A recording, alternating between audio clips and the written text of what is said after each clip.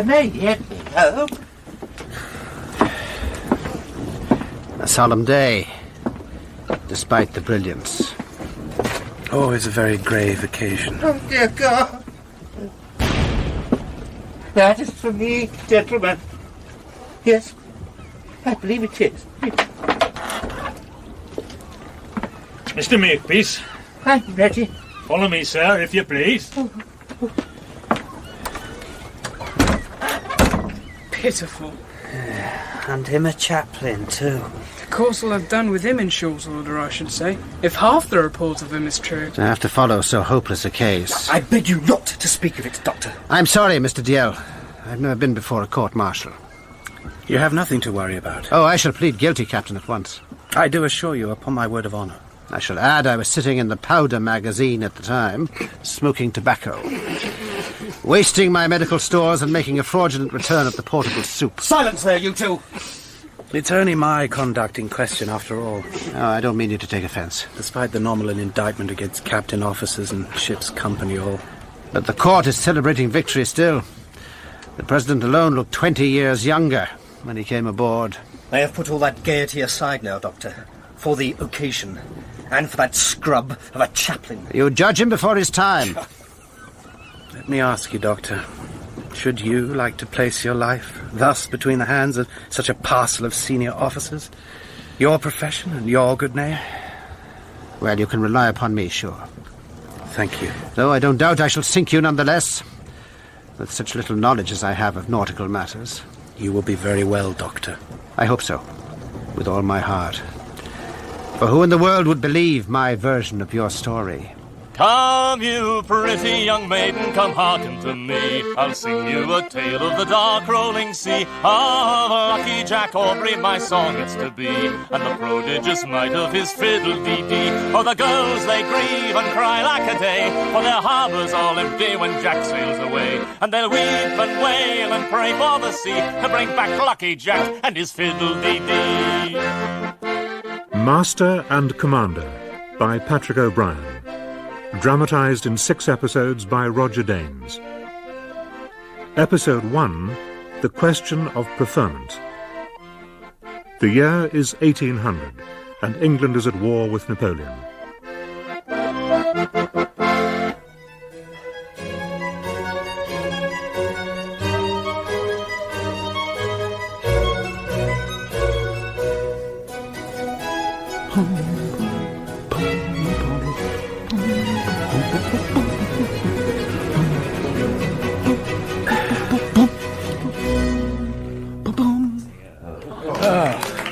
Very finely played.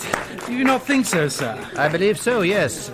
But let me ask you, sir, if you really must join in with the players, could I entreat you to do so in time? In time, sir? In time, sir. Very well played. Well played, gentlemen. Oh, you mean I have to confine yourself to beating, sir? The harp, you see? And Mrs. Hart to play upon it. Splendid. The piece, sir? Yes, the piece. The music, sir. She looks very well. Don't talk.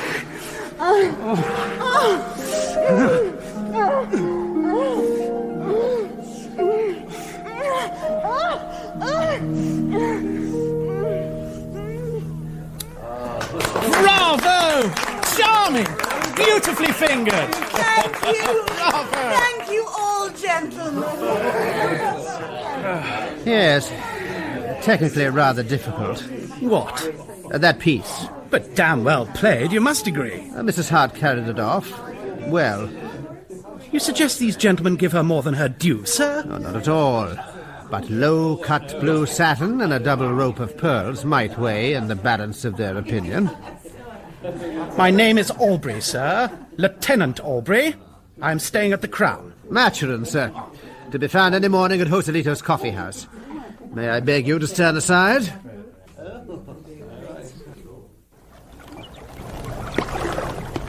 Damned ill-favoured son of a bitch! To give himself such airs!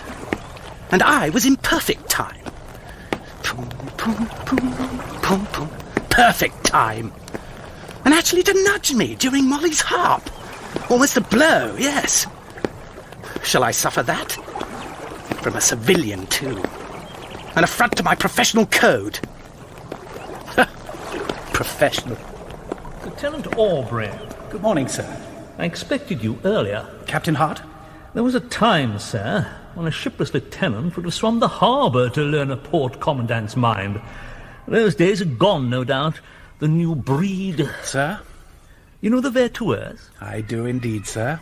New captured, new coppered, beautiful little French privateer. Yes. Well, I have to tell you, Lieutenant Aubrey, your claim, the promise you claim, in short, the Vertueurs is to go to Middleton. Middleton? Exigencies of the service, sir. Middleton? Your secretary's brother, sir? An officer of distinction, newly arrived from Gibraltar. Sir? I have taken the unusual course of giving you the news myself. Thank you, Captain Hart. And you may be sure, Lieutenant, of the continuance of my regard for you. Kiss my ass. Regard. And I truckled to that thing of a secretary so his damn brother could command that. Virtually promised to me. Snapping up prizes all along the whole Spanish coast. In my place. My virtues, my glory, my personal advancement. My prize money. £17 and 12 shillings. The interest. 15%, is it? And you'll pay £5 12 shillings a month. I can well believe the dissatisfaction of your loss, Lieutenant. I don't ask for a further advance, Mr. Williams. It would not be wise. But if you were to do Who what you... knows, but by quarter day you may have got your command. Well, I can see I shall need either better luck or better interest. For my interest now is 15%. Hey, Mr. Williams? Hey? Excellent, Lieutenant Aubrey. Just you keep a cheerful countenance, and all will come out right, I'm sure. Sad, Teniente. What? Sad, poor Teniente. Who could be sad, Mercy, with you, eh? And with those. I will give you no letter, if you be like that. Letter? Is it worth no touch, Mercy? That's the question. What letter? I bring him, and Captain Allen come for you. What the devil can Captain Allen want with me? Did he say? It had best not be a subscription, that's all. This is him. Letter for Captain John Aubrey, R.N. Damn fool to get the wrong rank. Merely makes it worse to be passed over. Will you open it, Teniente? Can't make it out. No hand I recognise. But at least it ain't that Williams. Damned old vulture with his 15%. You open him and see, yes? By the Right Honourable Lord Keith, Knight of the Bath, Admiral of the Blue, and Commander-in-Chief of His Majesty. Whereas Captain Samuel Allen of His Majesty's sloop Sophie is removed to the palace, Captain James Brad, you are hereby required and directed to proceed on board the Sophie and take upon you the charge and command of commander of her, willing and requiring all the officers hereof, nor you nor any of you may fail, as you will answer the contrary at your peril. By God! Not sad, Teniente? Not sad! Not Teniente, Mercy! Not? Damn me if my worth's not been recognised at last. Captain! Capitano, Mercy! Oh, come here! Capitano! Capitano!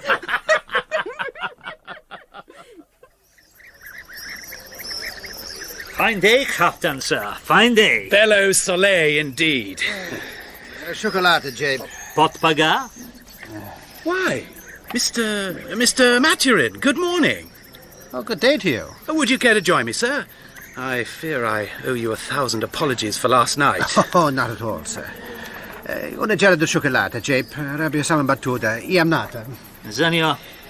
That must be a splendid thing, Mr. Maturin, to speak the Spanish as you do. I've often tried, French and Italian too, but the fault is here, in the brain, I dare say. Curious. A good ear for music would generally imply a facility for language. Oh, no. It was the same with Latin when I was a boy.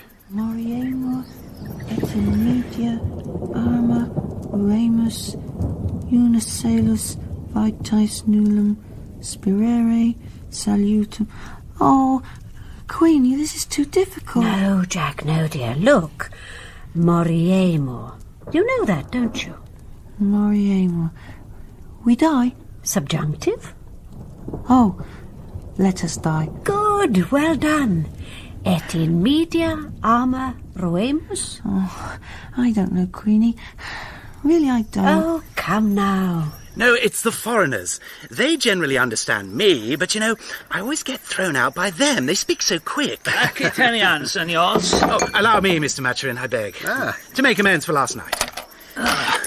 I'm afraid we sailors are so little used to genteel company. Good music. We're apt to get over-involved. Oh, it's only right and proper that you should. Yet it may be my ear is not so very famous, though I love the music dearly. So hard sometimes to pitch true upon a note. Oh, you play then, sir? Scrape, Mr. Maturin. Torment a fiddle from time to time. Why, so do I make my attempts upon the cello. Well, then we must play a duetto, whenever you have leisure, sir. I should be honoured. Oh, it's a rare occasion to find a new musician here in Marne. I thought I knew of everybody, even the most mediocre. And as some, I have heard, are very good. The lady, for instance, who played the harp last night. Mrs. Hart, you mean? The port commandant's wife. Have you played with her, ever? I have once or twice, but fiddle and harp are strange companions. Well, we must make a duetto, sure. We must, though to say the truth, I can't tell when. I have just been promoted. Oh, have you so? Well, I wish you joy of it with all my heart. Which means I have a whole round of official calls to make still. But I should count it an honour and a pleasure, Mr. Maturin, if you would join me for dinner. Oh, most happy to. We'll wet the swab, and when it's handsomely awash, then perhaps we might try a little music. Delighted. You speak of wetting a swab, sir? Oh, it's a cant term we have in the Navy. The swab is this. Oh, a badge of rank, I make no doubt. To proclaim me Captain Aubrey to whomsoever may wish to know. A most elegant decoration, so it is, but should you not have one on either shoulder? Oh, I dare say I shall ship the other one by and by. But do you see, when first we put the epaulette on, we wet it by custom. That is, we drink a bottle or two of wine. Well, I'm deeply honoured that you should invite me, sir. Captain. The George, then, at 3 o'clock. Mr. Maturin? A hoopoe. A what? That cinnamon-coloured bird with barred wings. Upopo epops. There. How does it bear? Ah, gone. Do you know, I've been hoping to see a hoopoe ever since I arrived, and in the middle of town. Happy Marne to have such denizens. Oh, well, yes. Very glad for you, I'm sure. The 3 o'clock, then, you say? At the George. Delighted.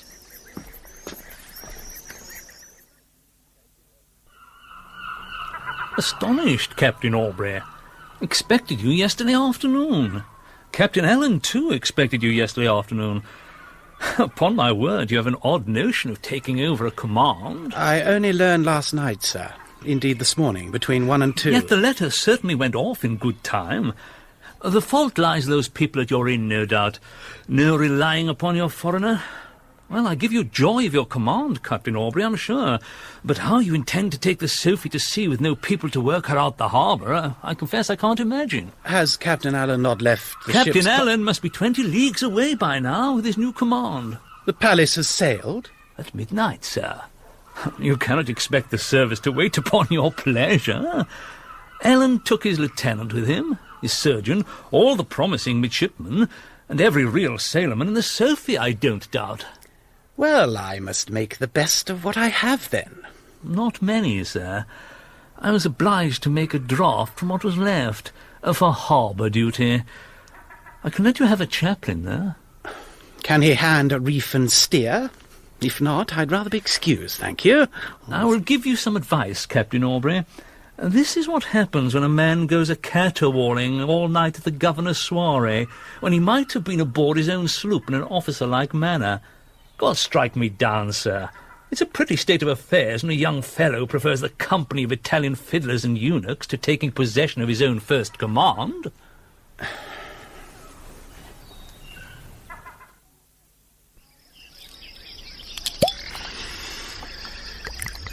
I'm so happy for you, Jack, to have your ship at last. Well, she's not quite a first rate, of course. Oh, come now, one glass is hardly enough to wet your swab, Jack. But who in the world wants a blundering great 74 with never a hope of an independent cruise? And an independent cruise is more your style, am I right? I give you joy, Jack. Oh, and so you do, Molly. I don't think I've ever in my life been so happy. Oh, I like your lips better than your Madeira. You make the most of them. If you intend to sail a gathering prizes all up and down the Mediterranean. Oh, never you fret, dear Molly. I shall take no prizes for some time. This letter ordering my command was delayed. Damn curiously delayed. Can you not guess how? Oh, I can doubt it. My husband does not like you. I can't think why. I've been left not crew enough to work out of harbour, Molly. Indeed. We shall have to see what we can do about that. You have influence, Molly. I have some. Jack.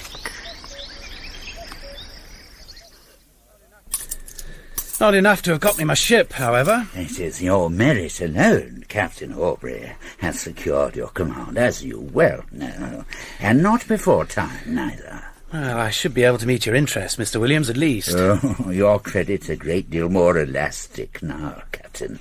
Now you are, Captain, I should say. And as you are, Captain, I make so bold as to ask of you a favour, if I may. Well, I'm obliged to you, sir. My wife, sir, has a young cousin with child to go to sea, wants to rise to purser later on. Is a quick boy, David, writes a clear hand and good with figures. Ship's clerk? If you've no one else already in mind, sir. Well, I tell you what. You find an able seaman to come along with him, sir, and I'll take your boy David. Are you in earnest, Captain? Why, yes. Yes, I suppose I am. Yes, certainly. You won't regret it, sir. David, I give you my word, Captain Aubrey. David! Here I am, sir. Mr. Williams tells me you write a fine, clear hand, sir. Is that right? Yes, sir. Now, David, Captain Aubrey doesn't want to hear it. Will you take me then, sir? Should you like to write down a note for me first? Oh, certainly, sir. It's addressed to the master of the Sophie. Do you know his name, Mr. Williams? Marshall, sir. William Marshall. Prime navigator, I'm told. So much the better. The angle YCB to which the yard is braced up is called the trim of the sails. Expressed by the symbol small b, this is the complement of angle DCI. It's impossible, Queenie. Quite impossible. Isn't the trigonometry evident, though? Why, no, Queenie. To tell the truth, it ain't evident at all. Well, Jackie, darling, look. Try to remember what a cotangent is, and we'll begin again. The mutual relation of the trim of the sails and the leeway. You have to think of the ship as an oblong box.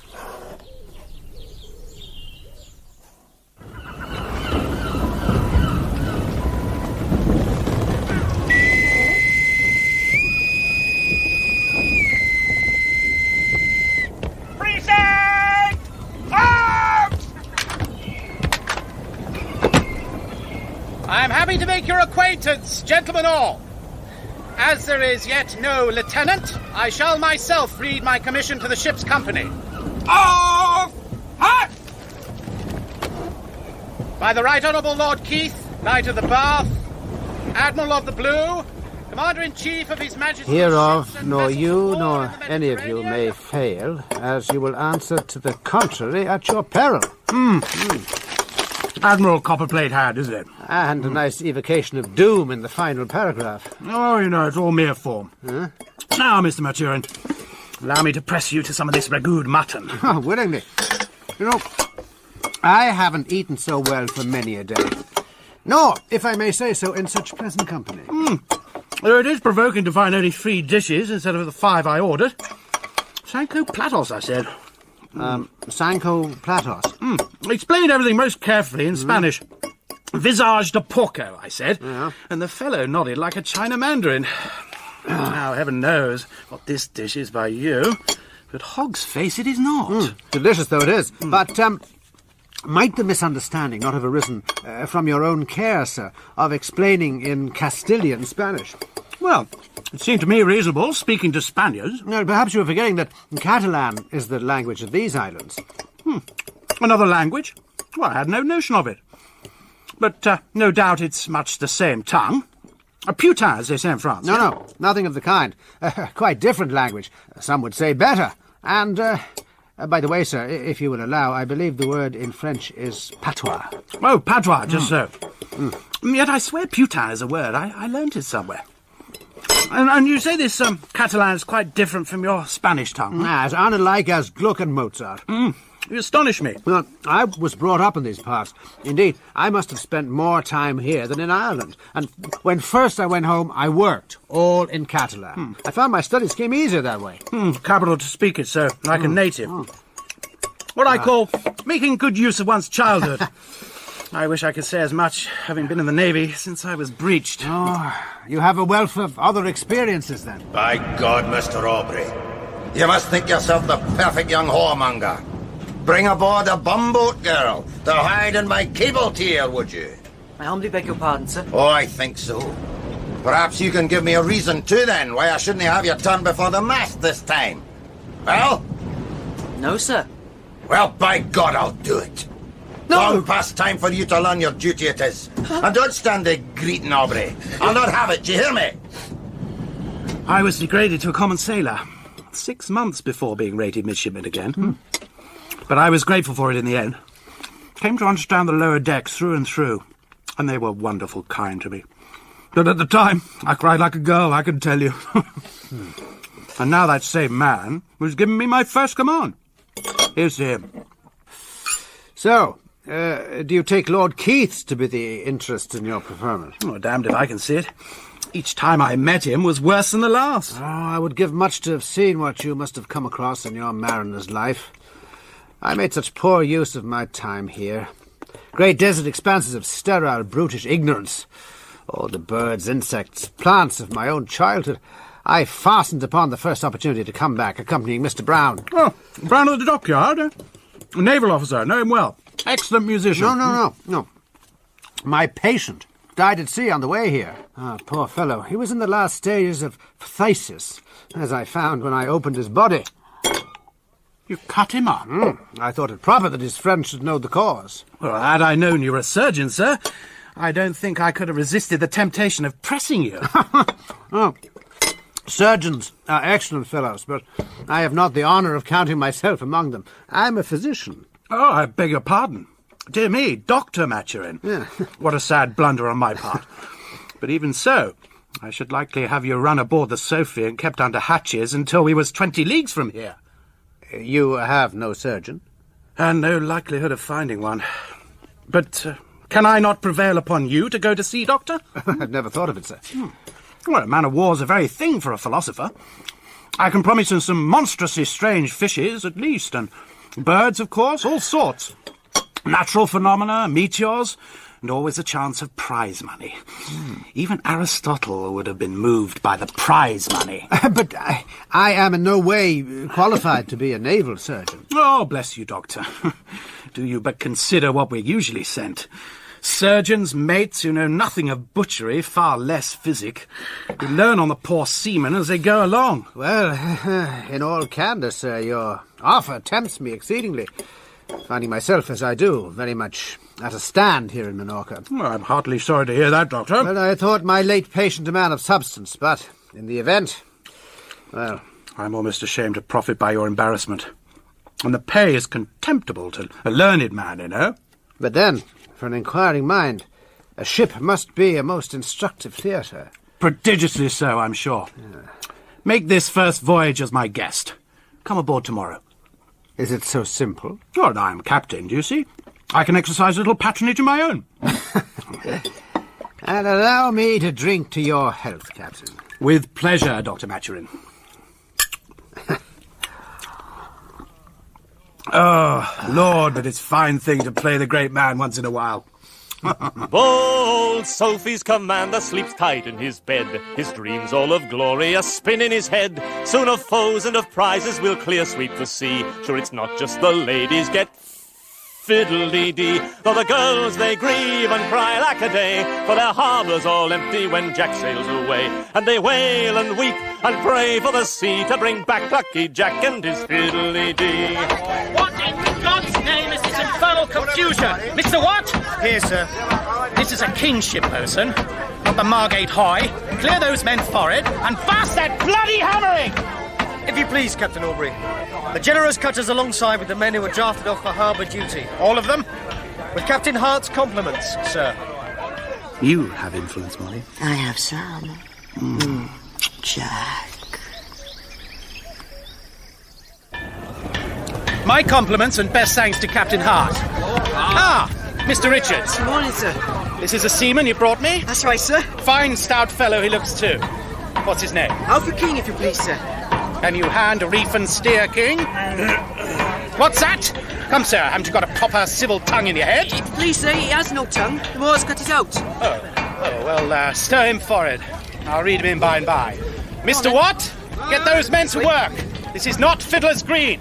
Mr. Babington. Aye, sir. Prepare our cutter. I'm going aboard the flagship. And when I come back, Mr. Watt, this deck will present a very different appearance, if you please. Aye, sir.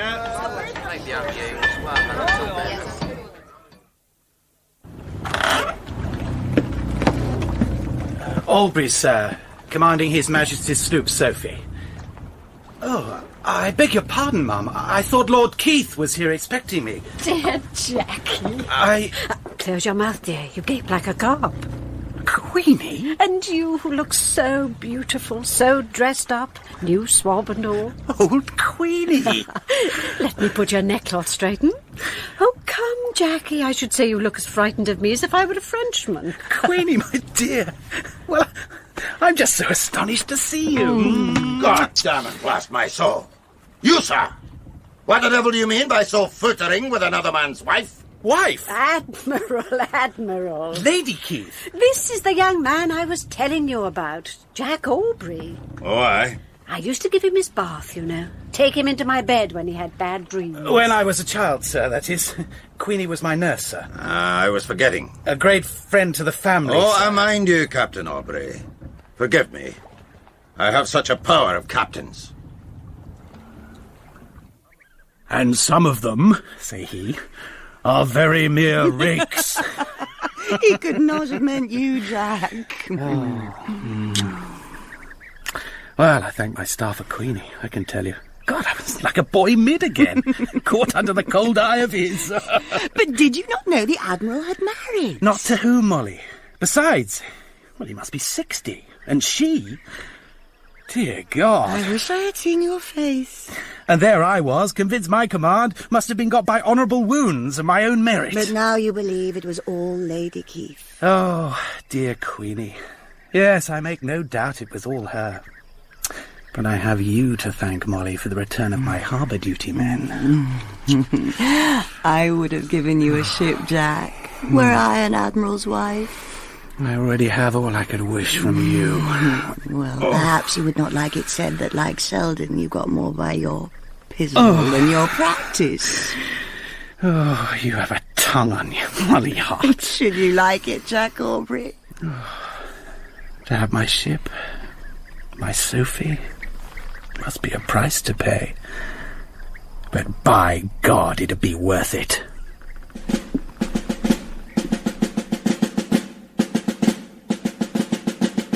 In Episode 1 of Master and Commander by Patrick O'Brien, Michael Troughton played Captain Jack Aubrey and Nigel Anthony Dr. Stephen Maturin.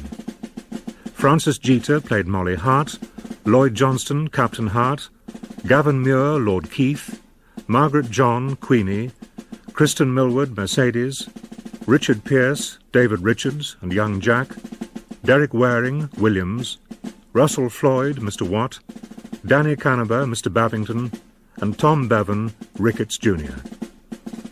Master and Commander is dramatised in 6 episodes by Roger Danes, with accordion, pipe and singing performed by Trevor Allen Davis. The director is Adrian Bean.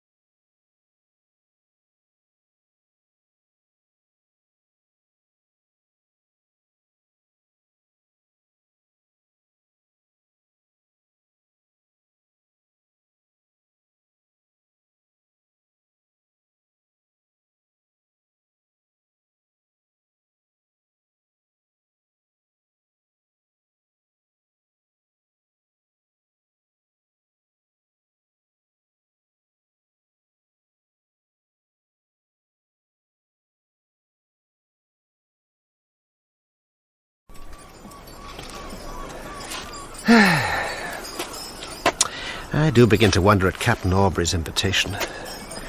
Was it merely Jack ashore, and the influence of a new command, a good dinner, and 4 bottles, possibly 5? Still in all, the chance to see what he promised, and to get £30 a year for the seeing of it. Forgive me, sir. Sir? Might I ask whether you know which of these ships is called Sophia? A king's ship, sir. Man of war. I have been told so. Well, there's no ship of that name. I cannot allow myself to suffer an affront. But perhaps you refer to the sloop, sir? The sloop Sophie? Oh, that may well be the case. No man could easily surpass my ignorance of nautical terms. Yeah, the vessel I have in mind is commanded by Captain Aubrey. Ah, just so. She is a sloop, sir. 14 guns. She lies almost directly in front of you. There. Oh, the little small squat merchantman with 2 masts. She is a man of war, I do assure you. And I believe she's about to make sail, in fact. Yes, you see, there go her topsails. She is sailing away. She will be in a few moments, though she never was one of your very brisk performers. But Jack Aubrey will certainly see to that. Is there something amiss? I'm very much obliged to you, sir. Servant, sir? So many disappointments. Doesn't seem possible that I should have to bear another. Ship's surgeon. Jack ashore. Just Jack ashore. Come, pretty young maiden, attend to my song. We're steering to glory, but loving along. With our Goldilocks captain, it's glad company. And the girls and the Frenchies get fiddly-dee. See old Boney wail and cry like a day, for his ship's all afire when Jack sails his way. While the girls keep watch and pray for the sea to bring back Lucky Jack and his fiddly-dee. Master and Commander by Patrick O'Brien. Dramatised in 6 episodes by Roger Danes. Episode 2, The Question of Seamanship. The year is 1800, and England is at war with Napoleon. Newly promoted Captain Jack Aubrey has taken command of the sloop Sophie, anchored in Rosia Bay by Gibraltar. Can I really have set my heart on it so much? There he goes! All there! Yes, I can. Pull out to him! New place, new skies, new living. You'll catch him in here! And that Sophie which sails without Dr. Maturin, me. Doctor! Oh, God damn her! And all that's sail in her. Dr. Maturin, sir! Dr. Maturin? What is it now? Captain Aubrey's compliments, sir. Compliments? He's very much concerned to say the Sophie will not be back in port before dinner time. Oh, is he so? He's proven her handling, sir. Really? But he intends to bring her back in this afternoon, and will send a boat for you. At any time you may choose to appoint. Oh, well, that is most kind, sure. What do you imagine might be a convenient time, sir? Oh, I suppose, about 6 o'clock? Well, then at 6. I shall be at the Crown Steps. I'm very much obliged to you, Mr. Mowat, sir. Doctor. Meantime, I shall go across to the hospital, offer my assistance. Mr. Mowat, would you care to join me? Thank you, sir. I have an appointment. That is. Well, your servant, Mr. Mowat. No, yours, sir. Really? Yes, the hospital. It's a great while since last I felt the grind of bone under my sore.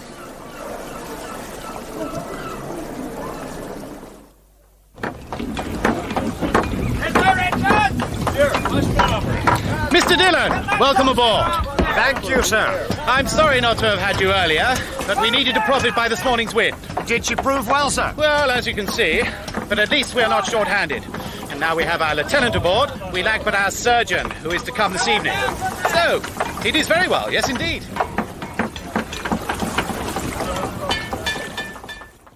Very well, says he.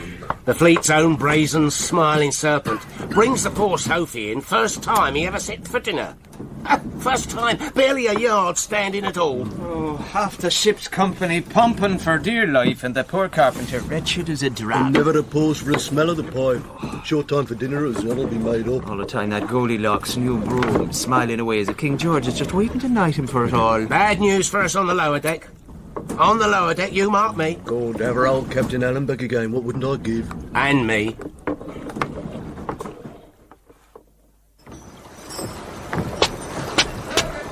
And we'll have all the women ashore, Mr. Dillon. Without exception, sir? All without their marriage lines, all the trollops. Capital things in port, but they won't do at sea, only cause trouble. Make one sweep now, and then another just before we make sail. That should clear the sloop entirely. Very good, sir.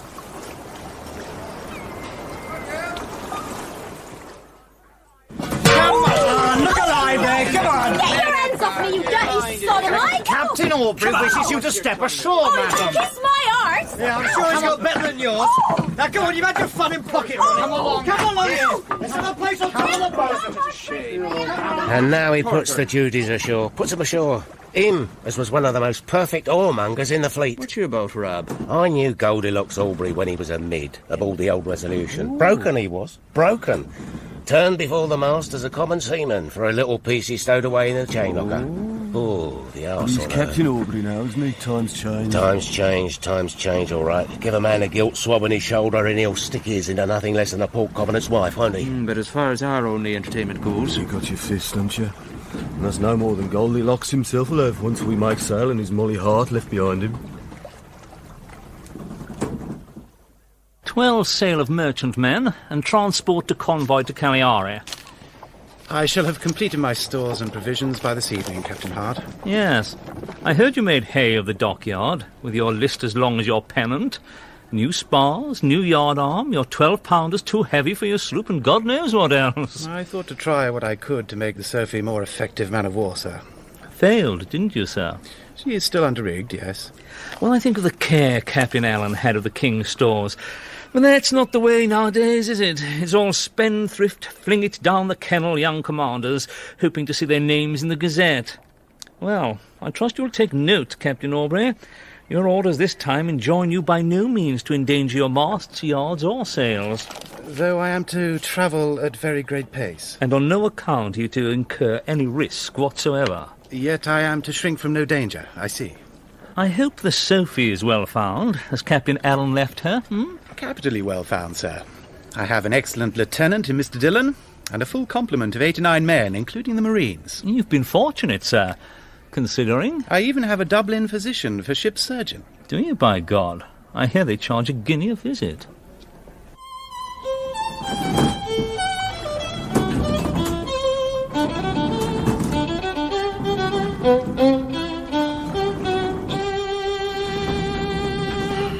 Oh, well played indeed. And yourself, Doctor. A pause and then the Locatelli? Certainly. Oh, by the way, I almost forgot. It's customary in the service to draw in advance upon one's pay. Upon appointment? Really? I conceive you wouldn't choose to appear singular. Oh, that is a very humane regulation, sure. Isn't it? Is it often taken advantage of? Oh, invariably. Well, in that case, I'm most obliged to you. You'll find, too, that certain other perquisites come the surgeon's way. Queen Anne's gift, I think. Well, I'm not greatly concerned with money. And something for every man with the pox, stopped out of their pay. And when you're properly sworn in, you stand to gain a 16th share in every prize the Sophie takes. Oh. Do you take many such prizes, then? I intend to. Well, has the Sophie? Never before. And do you give that out as her luck or her spirit? I will change them both, Doctor, before I'm done. The discipline of His Majesty's Navy, combined with the spirit of a Sally Rover. We shall sweep the sea clean.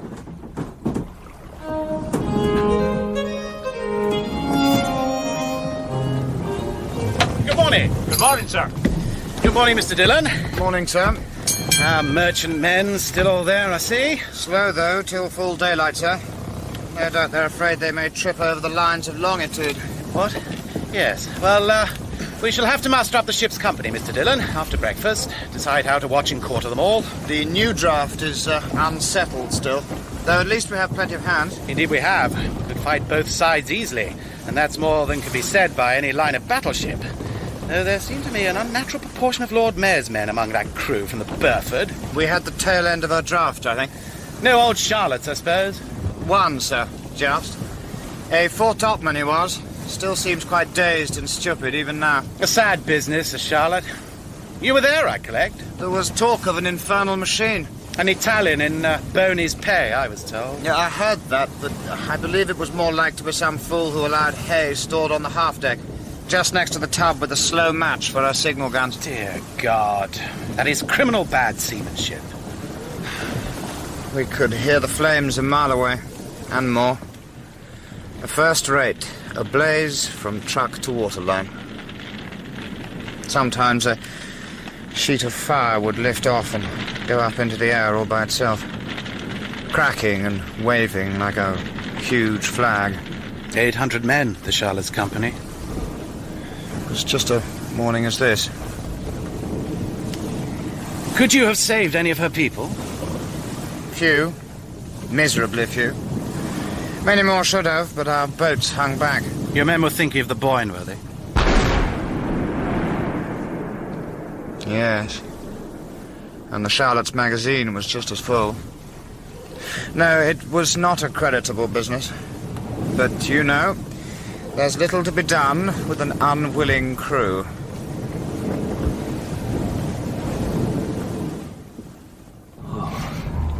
Upset. I should say so. Short in the article of sleep, that's what. That little darling of yours, Frankie, pretty sure so as not to keep you from the very same sleep. What about her, eh? Goldilocks Aubrey reckons the crew will be a better weapon because of all this upset, does he? A bigger weapon, mate, at least if Frankie there's anything to go by.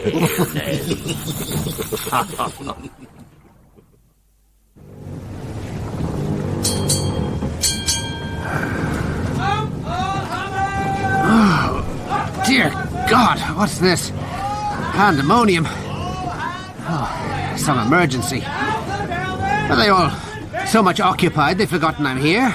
Could they just warn me? Oh, God! Mary and Joseph! What kind of ceiling have they got in here, for the love of God? Did you bump your head, sir? What did you say? I said, did you bump your head, sir? Yes, I did. It's his old beams, sir. You want to take care of them, you know. They are very low. Thank you. Very much.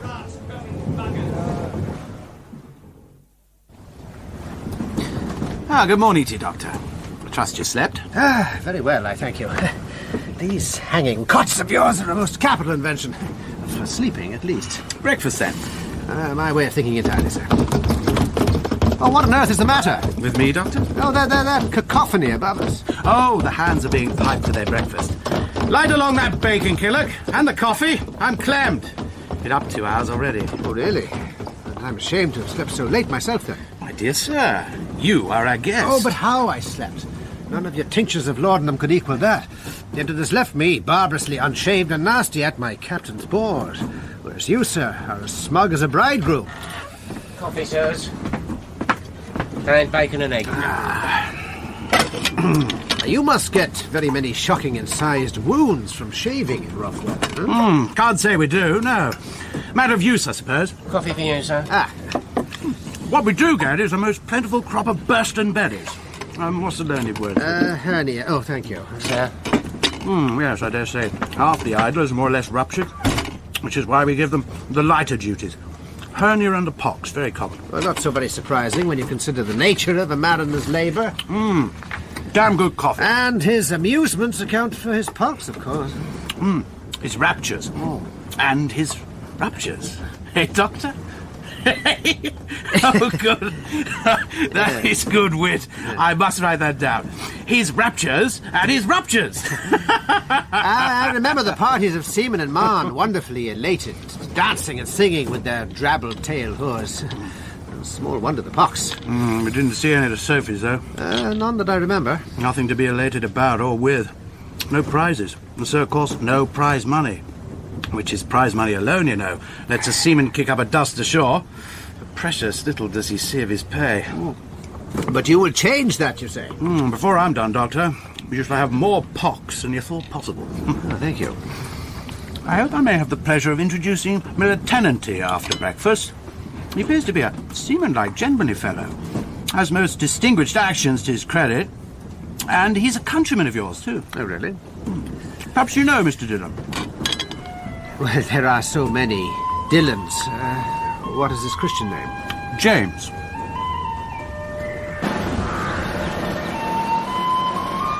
Erin, Cobra!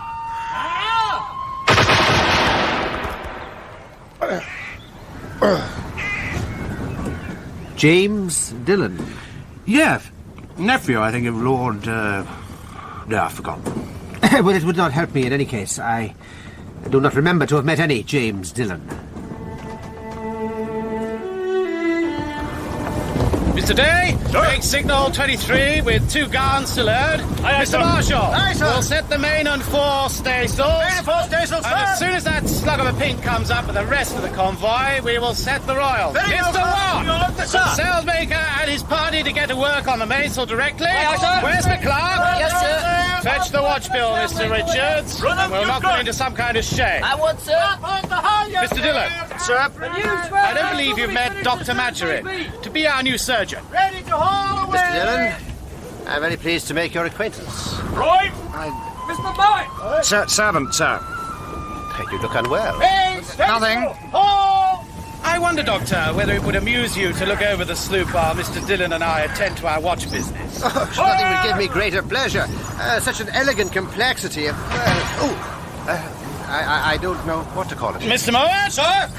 Be so good as to show Dr. Maturin what? Well, everything then. Carry him into the main top. That affords quite a vista. Will I lead you the way, Doctor? Well, yes, I will try to imitate your motions as best I can.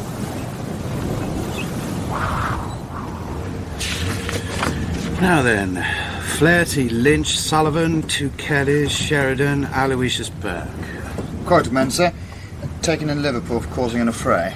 They were offered the choice between the dampest cells in the Bible and His Majesty's Navy, so they took the dry course. Oh, damned Irish papists. At this rate, they'll be making up half the starboard watch. And then we'll not be able to get by for beads, eh? I'll rate them landmen, shall I?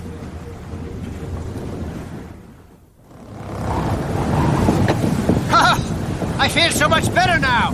Solid wood under the buttocks. They do say it's a wonderful plan not to look down, sir, when you climb in. And I shall remember that. I'm very sensible of your kindness in helping me up, Mr. Mount. Where are we? The main top, sir, and that other forward is the port, of course. That's the staysail set, and their sheets hold aft, you see? Staysail? Rigged on the stays, Doctor. Slide along them like curtains by those rings. We call them hanks, you see? Oh. Now, we used to have grommets, but hanks answer so much better, you know? No, oh dear. Such a maze of ropes and wood and canvas, so it is. You couldn't explain without using sea terms, I suppose? No sea terms, sir? No. Wouldn't be possible, would it?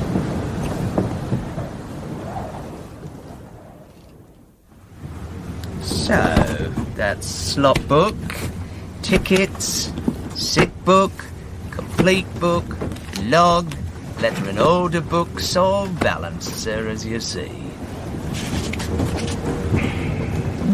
Mr. Ricketts, here in the muster book, number 178, Charles Stephen Ricketts. Yes, sir. It's my son, sir. Just so, Purser. I see he appeared on November the 3rd, 1797, from Tonnant, late Princess Royal. There's no age entered by his name. No, so there isn't. Let me see now. Charlie must have been just rising 12 by then, sir. He was rated able seaman, Mr. Ricketts. Yes, sir. At 11 years of age. Then on September the 12th, 98, he was rated clerk, and on November the 10th, 99, rated midshipman. Yes, sir. Yes. Yeah, I have here the list of dockyard tallies. Would you like me to explain them in detail?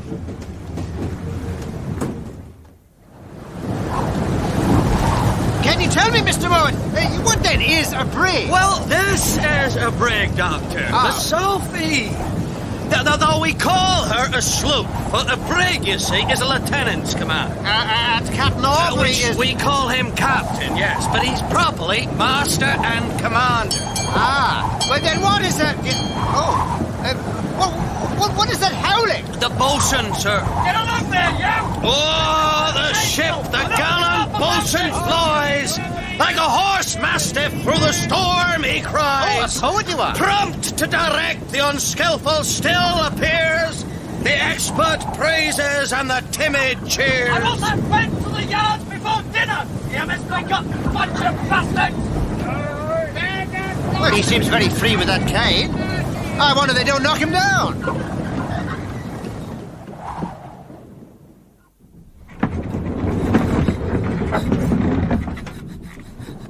riding for a fall, all these capers. Oh, I think it may answer well enough, Mr. Ricketts. The old ways changed and the old mess is broken up with all these hands there's not the room for. Hands he pretended not to know about. Oh, well, things may be a little more lively under the new proprietor, for we may be a little flighty, young and free that we are with our brand new epaulette.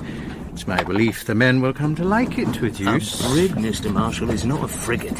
Far less a ship of the line.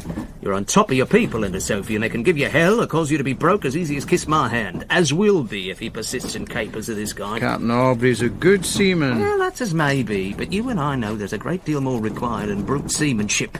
Qualities not to be found in every Johnny-come-lately. Why? And not in Jack lie-by-the-wall, neither. A headpiece, Mr. Marshall, and true bottom and steadiness, as well as conduct. That's what makes the captain of a man-of-war.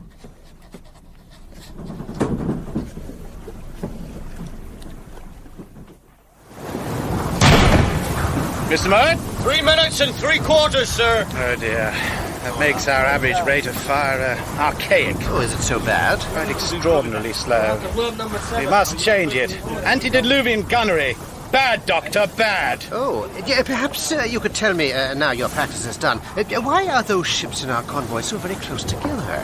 Which? Yeah, are they conversing, rendering one another mutual assistance? Hands to the braces at once! Oh, what have I said? Port your helm, Mr. Marshall! Flat in forward and jump to it! There is something wrong. Mr. Murray, run up with a glass and tell me what you see.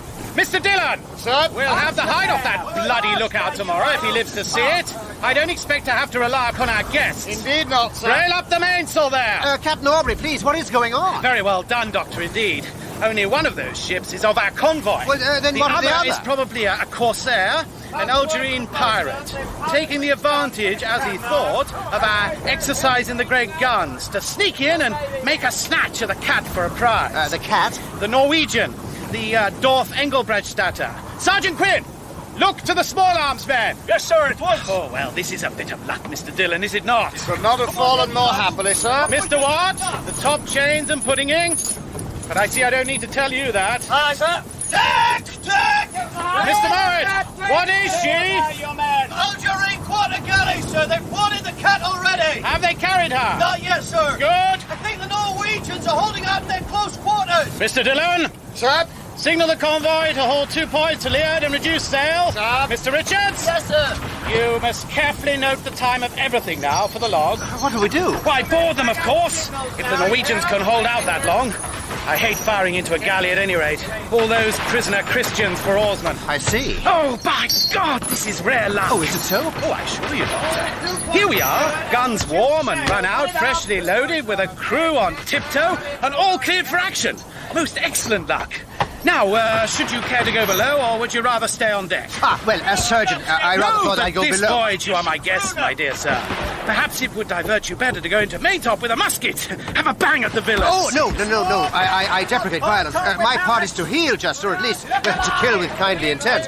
Let me take my sergeant's place below and begin my practice. I hope that's what you say. It will comfort the men amazingly, all of us.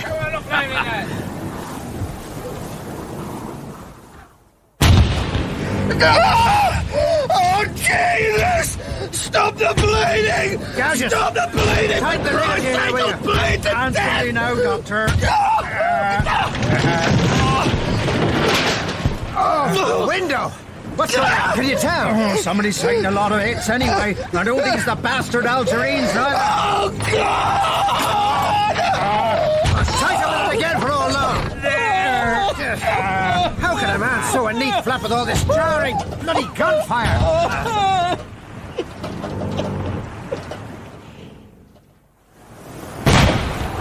Lively with those starboard guns! Helm amidships! Aye, sir. Mr. Dillon, is that gun into the bows yet? Oh, God damn! Killer! Aye, sir. Bring me an old coat and another handkerchief. Aye, sir. Get along there with you! Move your ass! Oh, Jesus Christ! Take that man below! The bow chase is ready, sir. Are you hit, sir? A scratch. By ear, nothing at all. What do you make of the galley? Well, she's running away fast, but we're gaining, sir. Will you get that man below? Fool of a sponsor who hadn't properly cleared his gun went over his face as he ran down the new charge. Teach him. We could do with 1 or 2 of their gunners. Catching her, you say? I believe so, sir. She's leading us on, spilling her wind. Oh, no, sir, surely not. See for yourself. She hopes to draw us from the convoy. Perhaps so her friends may snap up a half-dozen more prizes. Masthead! Sir? Anything to windward? Sail, sir! Lateen, bearing up for the head of our convoy! What do I say, Mr. Dillon? Very good, sir. Come, cheer up, my lads, for the fury and fame, for the thunder-filled fire, for the grape and the chain, for the blood-bolted hearts of oak heroes to be. Yes, we'll give all them bastards some fiddle-dee-dee, and corsairs will weep and cry like a day, for the Moors will be lessened when Jack sails their way. You'll find never a pirate in all Algerie as can whack Lucky Jack on his fiddle-dee-dee. Is it done then? Bloody engagement for so little. But the Norwegian is safe. If it hadn't been for the damn convoy, we should have taken that galley. 2 good men killed. John Leckie with his bollocks shot away. But that is a fine job of patching on him, Doctor. Thank you. Let me look at your ear now. And my poor Sophie, a floating example of what superior gunnery can do. Still in all, you have the Norwegian safe. The ship, yes. And the crew? Well, it seems the Moors tossed them overboard. Dear God. Oh, the thing is not uncommon. These corsairs are the most vile cutthroats. Oh, I beg your pardon. But it makes her a prize, you know, in that case. Not just a rescue. A difference. There. Oh, prodigious difference. You see, I have to tell you, the warrant officers have asked me that you might be cut into their share in acknowledgement. Well, that is most generous. It will mean £218 15 shillings, I hazard, to you. And to you?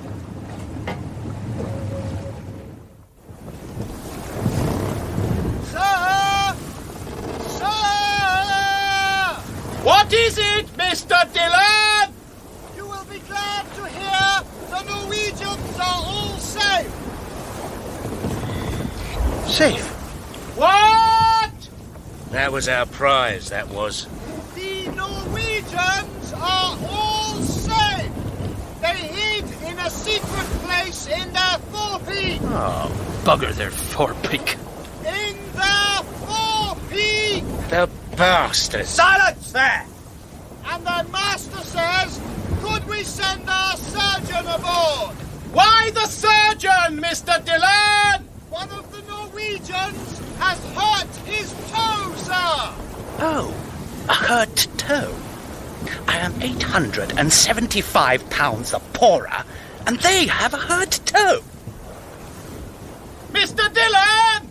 Yes, sir? Tell the master from me he can take his man's toe and fill his ring with it. In episode 2 of Master and Commander by Patrick O'Brien, Michael Troughton played Captain Jack Aubrey and Nigel Anthony Dr. Stephen Maturin. Charles Simpson played Lieutenant James Dillon, Russell Floyd Mr. Watt, Neville Jason Mr. Marshall, Lloyd Johnston Captain Hart, and Richard Pearce David Richards. Dominic Letts played Mr. Mowat, Don McCorkindale, Wilkinson and Killick, Peter Whitman, George Ricketts, and Nina Wadia, Dorothea. Master and Commander is dramatised in 6 episodes by Roger Danes, with accordion, pipe and singing performed by Trevor Allen Davis. The director is Adrian Bean.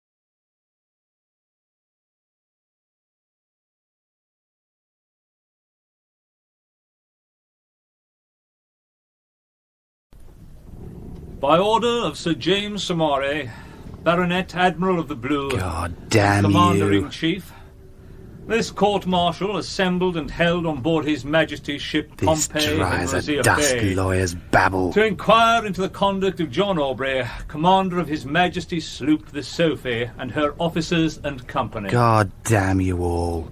Come, pretty young maiden, I've pleasure for you.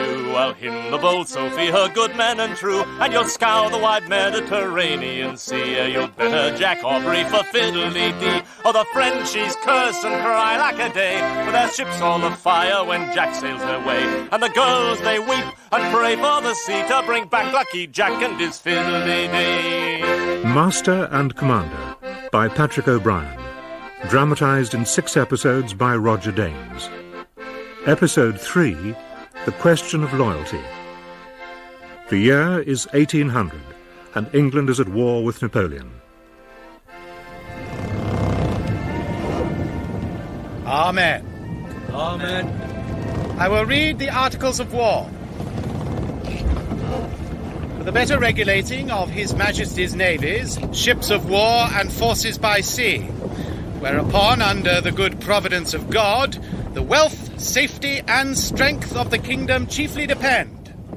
Be it enacted, all flag officers and all persons in or belonging to His Majesty's ships or vessels of war, being guilty of profane oaths, cursings, execrations, drunkenness, uncleanliness, or other scandal. Drink it all up like a man! This good old Henry got down in one. Deep draft for the birthday boy! Oh, you're too kind to me, mates, that I will accept your good wishes like I accept to your gift. That's with thanks. That's our man. Very pretty speech, Henry. So, here's to you all, and with pleasure.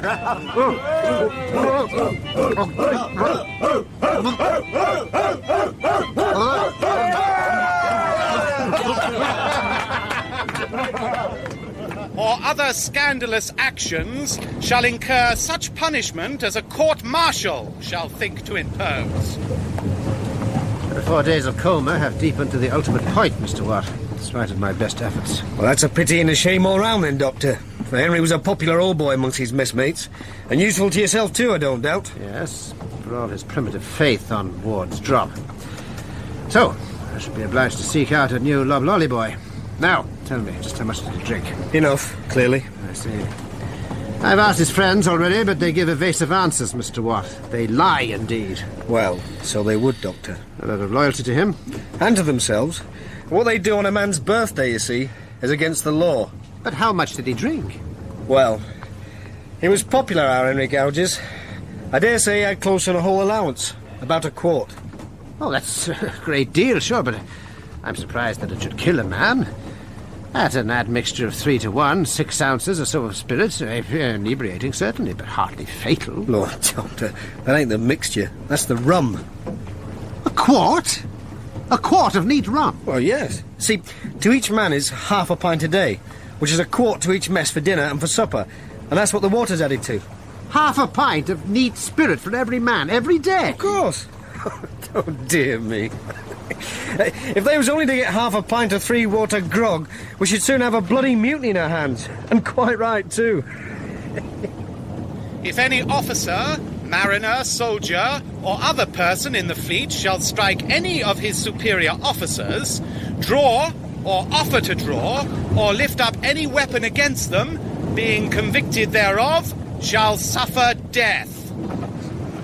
Captain, allow me to offer you another slice of this pig. With the greatest of pleasure.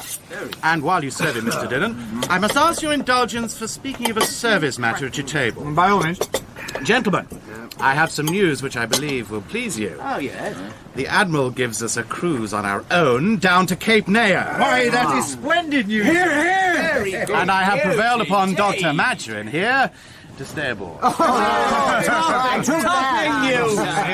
No better man to sew us up when the violence of the King's enemies tear us apart.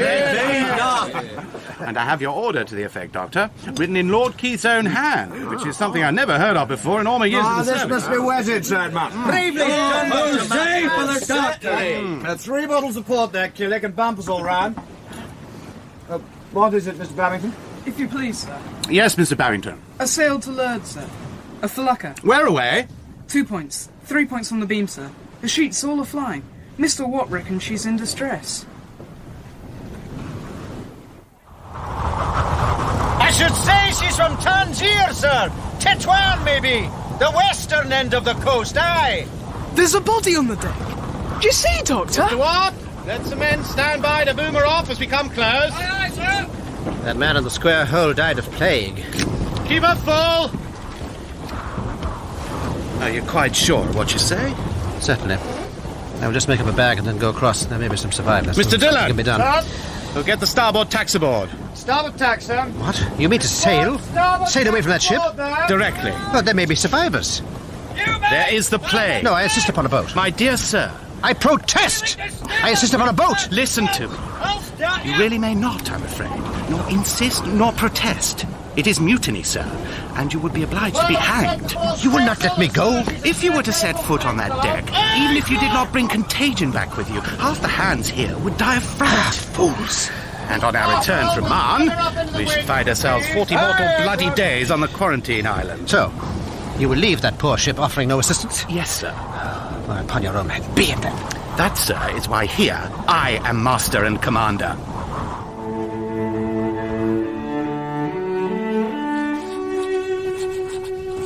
Spoke felucca and 3:15 tacked. PM moderate and clear. Up top gallant masts. Opened port cask number 113, partially spoiled. At 7, saw strange sail to westward.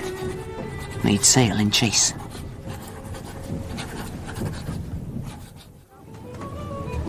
Allow me to fill your glass, Doctor. Ah. It is a healthy, laborative beverage. Better than our ordinary, I believe. Oh, better, dear joy, and very, very much stronger. A neat Priorato. Most uncommon neat. To our first prize. I give you joy of it with all my heart. You are very happy about it, are you not? Well, I'll tell you, Doctor, it makes a world of difference. It hits at the enemy, which is deprived by our actions of Les Marbles Louise, her corn and general merchandise, and this excellent wine. Priorato, from behind Tarragona. Just so. It bloods the men, as one may say, and it gives me room to spread my elbows a little. Oh, that's good, is it? Oh, certainly. I'm persuaded our prize agent would advance us 100 guineas for Les Marbles Louise, and with that, I can distribute 60 or 70 to our crew and buy us some gunpowder at last. And if you give money to the men, they'll catch a pox with it. I'll drink, crack theirs and others' heads in falls and fights. What could be better for them? They'll run away. You have often spoken against the great evil of desertion. Oh, no. You don't understand them, Doctor. Well, it would be hard to surpass my ignorance of His Majesty's Navy, sir. The Sophies have prize money due to them now, and a strong notion of more to come. They won't desert. Is it so simple a thing to buy a seaman's loyalty? Yes! They're not officers. Oh, you shouldn't suppose I don't know how they've been muttering. And yes, I've driven them precious hard, exercising the great guns every other day. Well, now they'll feel there is some point in it. So that should put them in better heart and compensate for some of the corporal damage caused by their celebrations ashore. You shall see how things improve. I don't despair of making our gunnery even as dangerous to others as it is to ourselves, given time.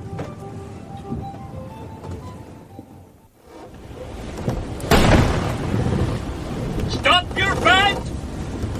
I do believe she's going to strike. But the first warning shot.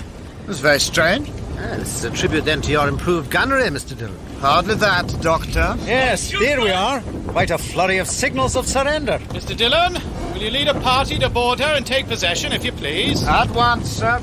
Strange behaviour, but she seemed to be keeping no lookout at all. Well, was she not deceived by our own flying of the French tricolour? Oh, that may be, Doctor, but 3/4 of the ships on this ocean are sailing under false colours. One merely has to be wary. But is it not very heinous to fly an enemy's flag? Oh, You think we should all the time proclaim our loyalty to King George and lose thereby any hope of a prize? We show our colours at the last moment forby, which is honourable, and before ever we fire a gun. That's justice. Still and all. Oh, if this citoyenne Durand is so badly captained that she cannot notice us before we've closed to a mile of water. You are exact, Mr. Marshal. She is served outright. And then to see this unmanly panic. Surrender at the first warning shot. I should expect a damn good excuse from any man under me, behaving so.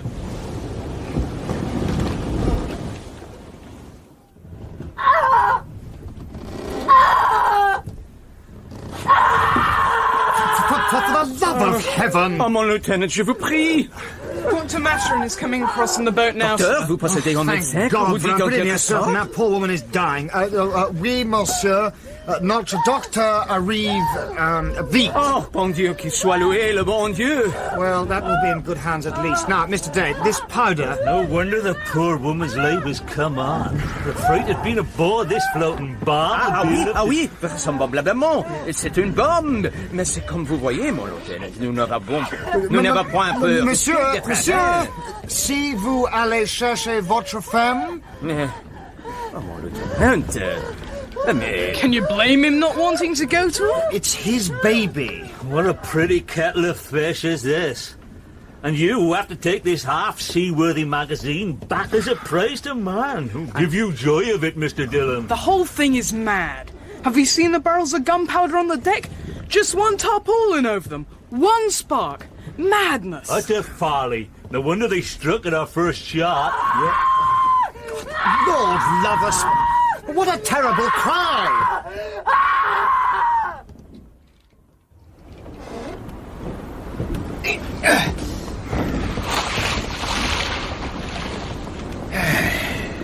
It is over. I hope, Oh, yes. Yes. A perfectly straightforward delivery. A long night of it, perhaps, but Captain Le Mercier has a son. I must give him my best congratulations at once. Oh, no need. They're all asleep. Shattered and destroyed would be nearer the mark. Thank God that bloody noise has stopped. Dreadful, unremitting. You know, I have looked forward to this time with a great impatience. And I? Oh, you know what I mean. When at last we have a first opportunity of speaking to each other, I find that there is little to be said. Perhaps nothing at all. You were shocked, James, when we met again. I don't believe you've met Dr. Maturin to be our new surgeon. Ready to haul away! Mr. Dillon, I'm very pleased to make your acquaintance. Roy! Mr. Knight! Servant, sir. You look unwell. Nothing. I was unprepared for the meeting. It was a long time since I had last seen you. At Dr. Emmett's, wasn't it? No, it was at Rathfarnham, just after the meeting of the committee. You were a favourite with Lord Edward Fitzgerald, weren't you? Oh, no, not by then. That afternoon I had spent more spirit than ever in my life. Against him. To save him. Stephen. Your objections are not to any purpose, you know. With or without you, the rising will be. Then it must be without me. You were ever on the moderate side. I am opposed to violence, Edward. Always I have been. See how the revolution in France has already gone to pure loss and wicked brute folly. And cruelty beyond all. Look, there's a red breast in the yew tree. Oh, God, Edward. Hear me for the love of all. Your United Irishmen are betrayed before they are begun. Then we must make an end the quicker.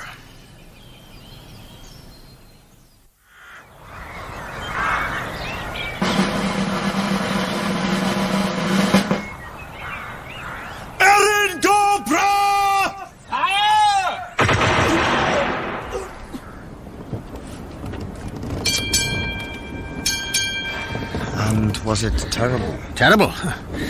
Blundering, delay, confusion, murder, stupidity. Nothing accomplished. So many good men dead. The rest a defeated, hunted remnant. Independence delayed 100 years. A whole new vile race spawned out of informers who might make us a prey for blackmail at any time. Did you so fear any vulgar betrayal? Well, I place no value upon my skin, James. But you? Thank God I was at the Cape. Yes, it was pitiful. We had such ideas. Liberty. Ah, yes. The word seemed to glow with meaning in those days. And now? I would not cross this deck for nations or causes. Patriotism will not do. The word. Which comes to mean my country right or wrong, which is infamous, or my country is always right, which is imbecile. And yet you stopped Captain Aubrey the other day when he tried to play Croppies Lie Down? Oh, I'm not consistent, of course. Who is? But he didn't know the meaning of the tune, you know. Did he not? There were Irish sailors within hearing. It would have been a pity to have them hate Jack Aubrey, when no manner of insult was within the reach of his mind. I suppose he has never been to Ireland. He could not know. No. Well, the tune is also very disagreeable to me, sure. And you are, by contrast, very fond of Captain Aubrey, are you not? Am I? Oh, yes, perhaps I am. Though I haven't known him long. But I am very attached to him, yes. I'm sorry that you are not. I am sorry, too. I came willing to be pleased, but feelings are not to command, are they?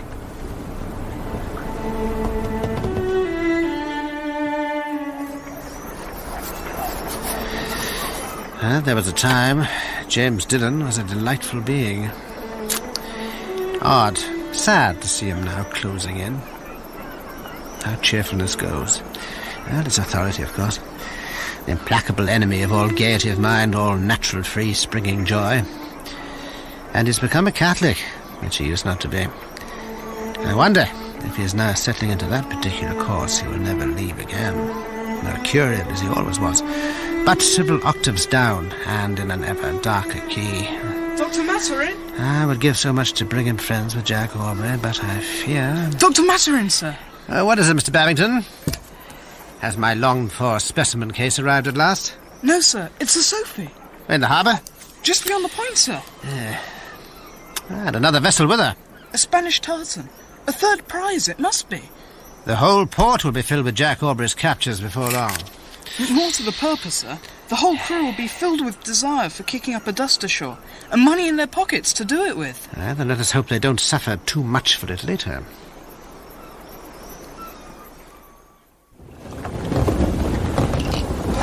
One. Two. It's all very well. This amount of drunkenness is beyond expectation. Either they're getting into the spirit room, or some son of a bitch has a store of liquor aboard.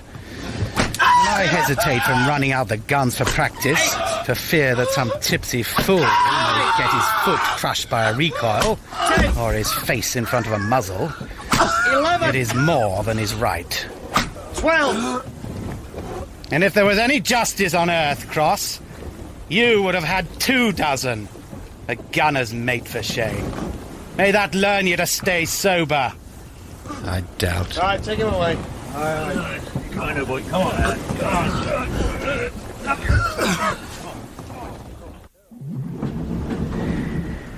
So, you were drunk, were you? I dare say I must have been. 'Tis awful strong, that grog of theirs. Still and all, what made you tell them your trade? It ain't probably a trade, Doctor. 'Tis a calling. But I never thought they might be so much a dread of it, honest, I didn't. It is their fear that is killing you, Chestnut. Do you understand that? Now, I will order you some soup, and you must get it down, now. Thank you, sir, I'm sure. There's no relish to my meat these days, sir. You will grow very ill if you do not eat. Sir, Doctor, even if you was to order me soup, sir, I doubt the others would let me eat it. Oh, Christ. You spilled your port, Mr. Dillon. A sin eater? It would seem so. I thought it was tail just nowadays. Oh, no. Chestnut is, and has been, a sin-eater in reality. Of singular service to his fellow men and women in his time. He's certainly no good to man the beast since he came aboard as Sophie. Well, even less so now, for he is dying of inanition, or will soon, unless I can stir his torpor. It seems that the seamen look upon Chestnut's calling in a more awful light than other people. Now not one of the hands will allow him to eat or sleep near them. That abide a great deal, sailors, but not a Jonah. I suppose you did the same as they do in Ireland? Yes, I believe so. When a man died, the family would send for the sin-eater. There would be a piece of bread on the dead man's breast. Churchman would eat it. And take the man's sins upon himself by that. Yes. And then they would thrust a piece of silver into his hand and chase him away, spitting on him and stoning him. Why in God's name did he ever volunteer for the Navy? He wasn't a pressed man. And I can see he was tired of being a scapegoat. So much for that. Well, I will not lose a patient because of sailors' prejudices. We shall put him to lie out of harm's way, and if he recovers enough, he may become my new Lob Lolly boy. Oh, recommendation indeed. Your first assistant drinks himself to death. You take for your second a man shunned by all hands. On my life, Doctor. You keep strange company.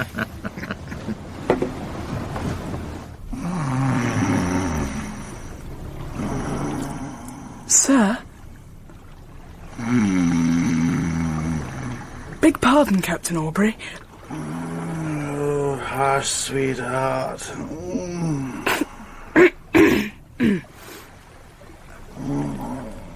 Wake up, sir, if you please. Oh, what? Oh, what is it, Mr. Babington? Mr. Dillon says top lights in the offing, sir. Perhaps 2 frigates. French, Spanish, or Iran? I wouldn't care to say, sir, but coming up fast, whatever they are. Then we best clear for action, Mr. Babington. Prepare a warm reception for them, whoever they are.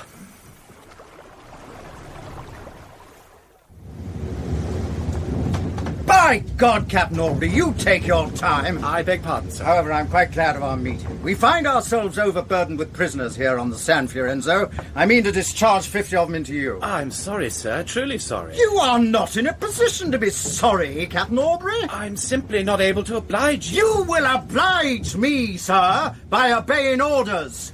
You're here unaware of who's the senior captain here. Sir, the Sophie is crowded with prisoners already. You think I don't know damn well that you've been sending prize crews back into Marne?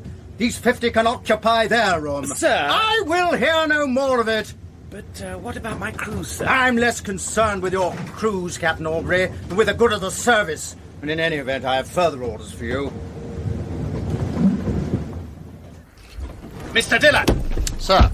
Dr. Maturin will be staying a few days aboard the San Fiorenzo. I'll have the cutter made ready, sir. And he will return with 25 prisoners from each of those frigates. Where do you wish me to put them, sir? I'll think of somewhere. And then we are ordered to join in a sweep to catch some rebels. How many? 2, under French passports on an American ship, the John B. Christopher.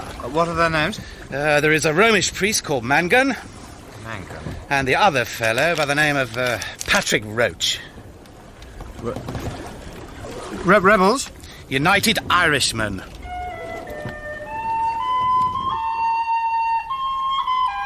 Are you straight, James? I am. How straight?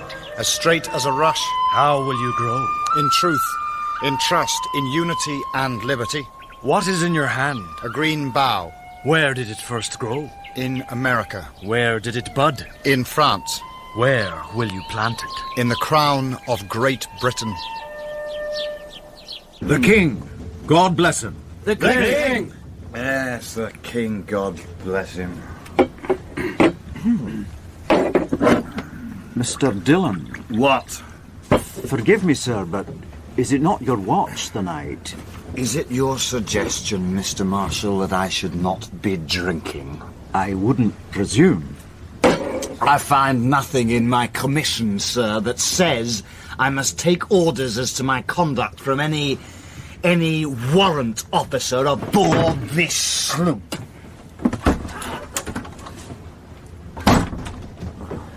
It's been a long day.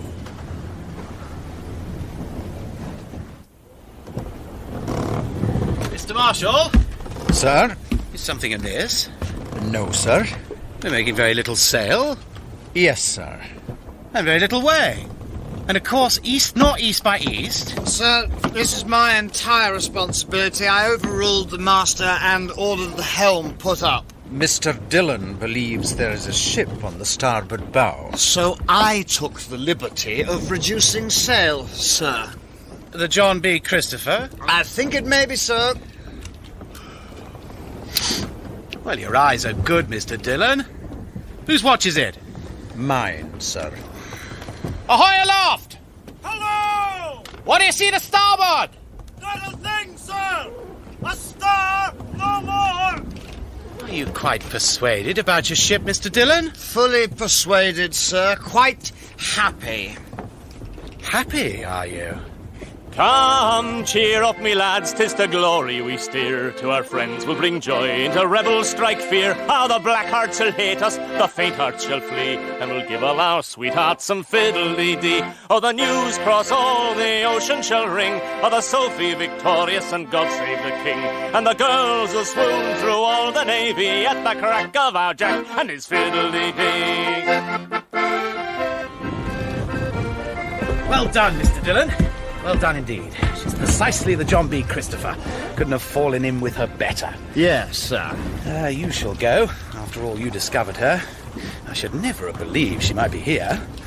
Should you like to see the printed papers again of the men we're sweeping for? Sir. Perhaps Mr. Marshall had better go in your stead. Pass the word there for Mr. Marshall. No, sir, no. I beg your pardon, sir. It was momentary. I'm perfectly well. Very well, Mr. Dillon. Perhaps I should beg for those descriptions, sir, and as we pull across, I will refresh my memory.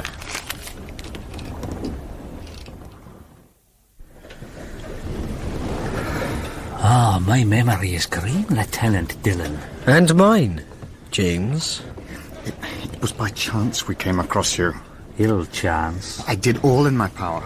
Breached all discipline, changed our course, reduced sail. Still, you found us. Yes. So now, Lieutenant. Yes? Are you straight?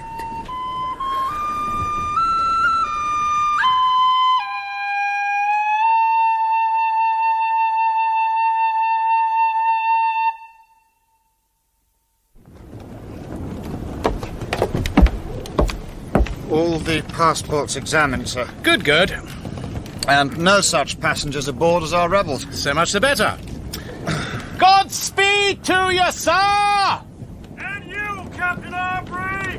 West to half south, Mr. Marshall. West to half south, sir. And we may house our guns now, if you please. In champions, sir! Dillon, come and breakfast with me. You're still looking most ghastly pale, you know. You must excuse me, sir. I am a little out of order.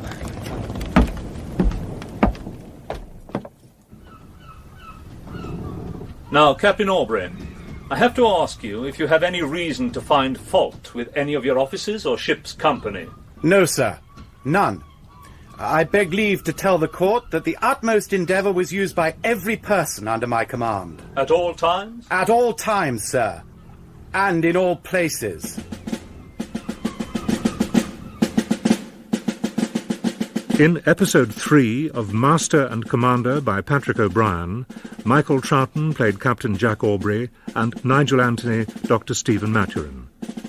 Charles Simpson played Lieutenant James Dillon, Lloyd Johnston the Judge Advocate, Neville Jason Mr. Marshall, Russell Floyd Mr. Watt, and Richard Pierce, David Richards, and Madame Le Messier. Dominic Letts played Mr. Mowat and Cheslin, David Jarvis, Lord Edward Fitzgerald, Danny Canaber, Mr. Babington, and Peter Whitman, Mr. Ricketts. Master and Commander is dramatised in 6 episodes by Roger Danes, with accordion, pipe and singing performed by Trevor Allen Davis. The director is Adrian Bean.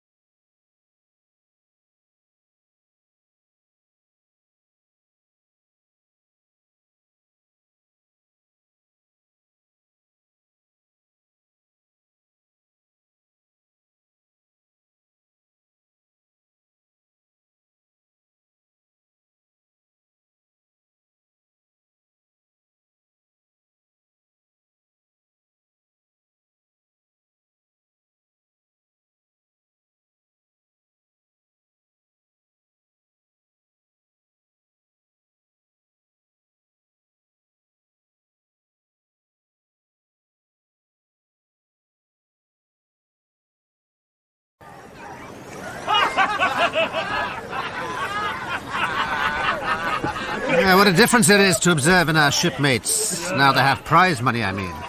Oh, they're friends to all now. Playing ducks and drakes for the amusement of those local urchins. Curiously, silver the missiles they skim, or... Oh, I see why. Well, you wouldn't expect the boys to die for stones, Doctor, would you? I find it strange to expend so much sweat and blood in order to gain their prizes. Our prizes. And what do they do with their wealth? Disperse it in the most compendious fashion known to man. Whereas you, Stephen, you have put all your share to the highest use. Your glass, your watch... And a new coat, as you instructed me, to wear to Mrs. Hart's rout this afternoon, and some expenditure upon the most efficacious of physic. Tell me, what do you think of this? Paste. For a sweetheart. Do you think it would do? No. Oh, well, no. It's not really for... I meant it for another. Captain and surgeon and ordinary seaman alike. We all use our prize money to buy our friendships.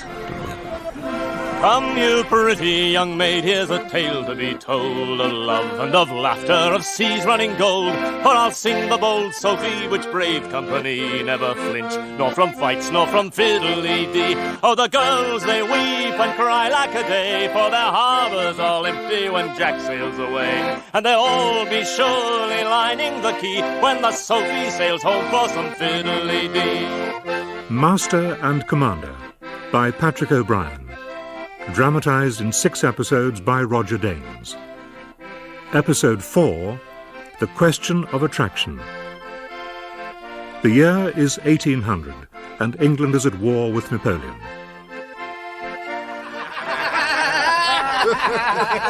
Hey there, Mr. Babington. Having a good time there, are you? Get out of the way and let me jump. What she want? Money! What do any of them ever You'll want? find out, sir. I don't know. She's already had my lot. I'll wager she has. Taking all you got and then some, I shouldn't wonder. Are you men going to let me drop safe or no? What hell's name is going on here? You men! Up here, bosun! Mr. Watt! Come here, officer! Never you fear, sir. You'd best be jumping now, Mr. Babington, before she hauls you back in for some more. What do you think you're about? An officer in embarrassment? Are you laughing? But it's his fault. See? Knife! Money, or I cut him now! Mr. Watt! Lads, we can't have this wearer of His Majesty's uniform threatened with a Spanish knife, can we? Jump down, sir! She's still got my money! Is this an act of war? It is, by God. I should say it is. Well then, let us engage the enemy more closely!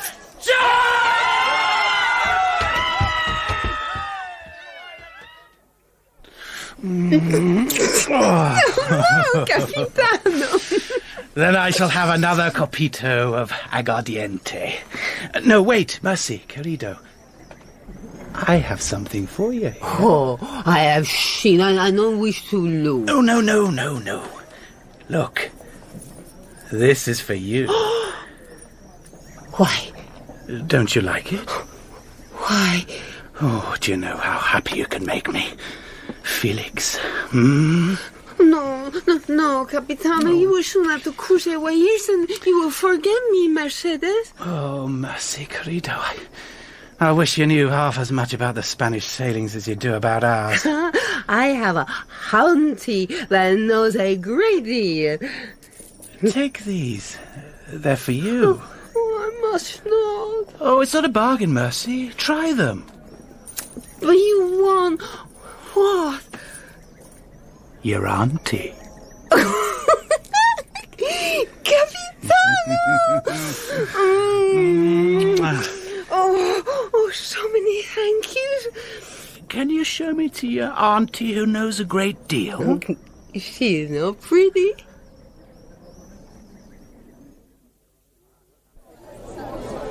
Damned attractive woman. Our hostess, sir?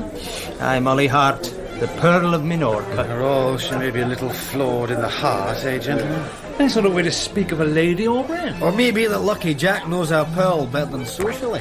Don't talk.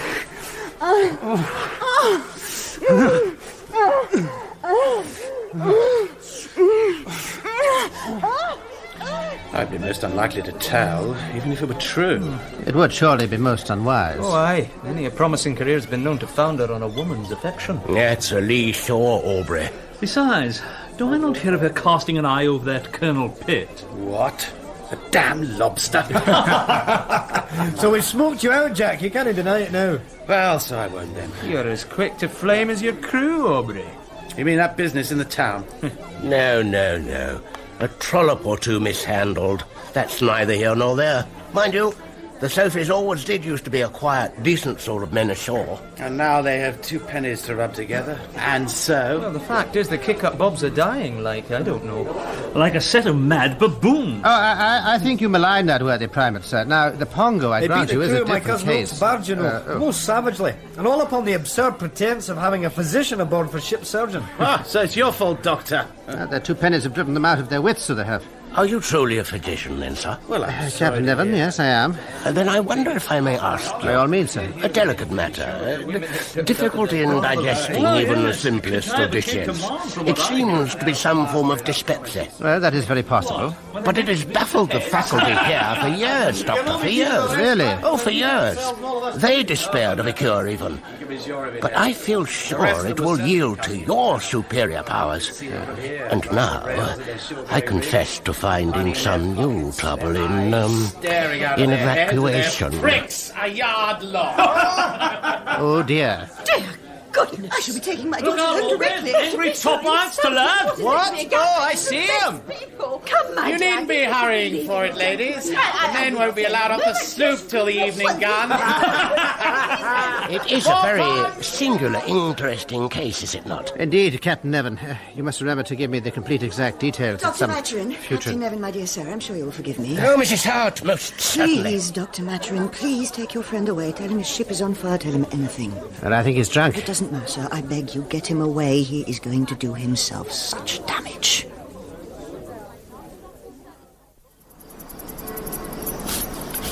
It must above all be cut thin, Dr. Maturin. Beef, if it is to savour well. There's no edge to this. Try the cackling. Where have we left it? Oh, indoors, I think. Beside the young lady, I think. Aye, of course. Here it is. Such a blaze. Swedish steel, no doubt. And I observe you made your first cut into it at the Hippocratic point, Mr. Flory. I did. Perhaps we should wash the knife? No, wipe will do. Now, what did you reckon the cause of her death? That is a nice point. But I rather incline to the view that the battering given her did its business before the water. Oh, well, if you provide a man with horns, he may gore you with them. Now, Mr. Flory, do you suppose me to believe you're throwing out a generality there? Well, no. We've been practicing medicine together too long for that. The point is... Our young friend, fortunate, the fair... Captain Aubrey, in short, yeah.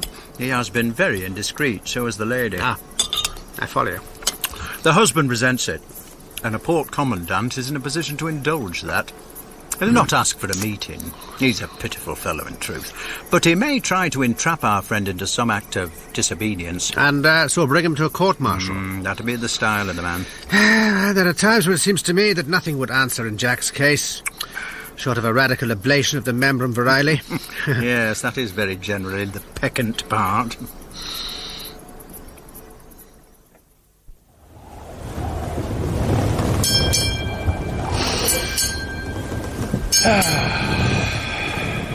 Damn pleasure to be at sea again. Do you not feel like a badger in a barrel ashore?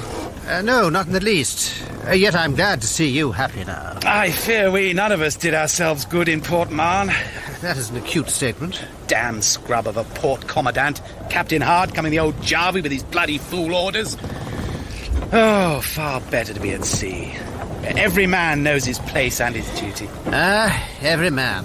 To king and country, right enough. Did I tell you about Nelson ever? Oh, you know him then? Well, I had the honour of serving under him at the Nile. Yeah. Your silver medal? Yes, but I also dined twice in his company. What kind of man is he then?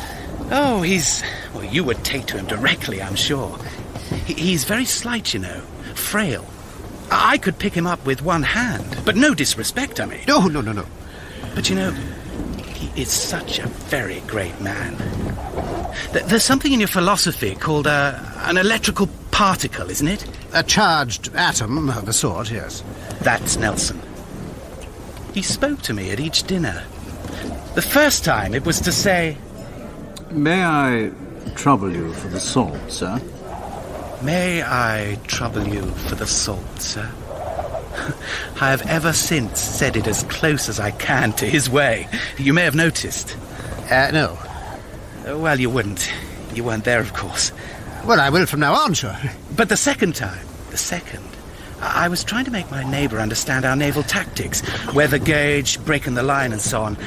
But he was a soldier. You might as well have tried explaining them to me. Well, in a pause, Nelson leant over to us with such a smile, and he said... Never mind manoeuvres. Always go at 'em. I shall never forget that. Good advice. Never mind manoeuvres. Always go at 'em.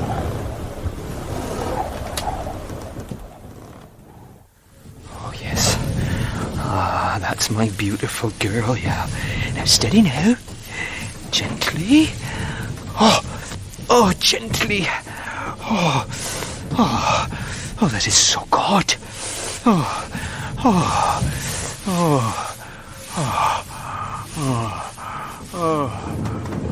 Sodomy on a goat. Aye, there's a service for you. Boomkin to taffrail. I have to sign away a man's life now, and for what? It is odd how the law always harps on about sodomy. He'll be hanged, I suppose. Oh, yes. Run up the yard arm and boats attending from every ship in the fleet. Well, that seems a little extreme. Well, that's the Navy. Stock and fluke. And we shall have to suffer the court-martial first. The Sophie made a laughing-stock. Oh, why will the men report these things? Well, because they've been so often told it's an unnatural crime. A nanny goat, too. I mean, he could have... Wilson always was a contrary bugger.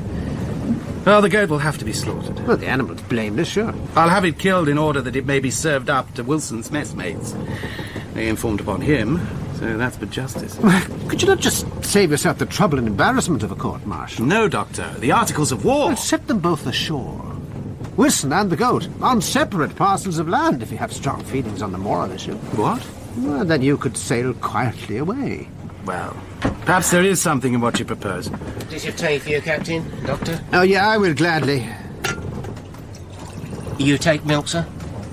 Goat's milk, is it? I suppose it is, isn't it, Gillick? Certainly, sir. Well, perhaps then without the milk, if you please.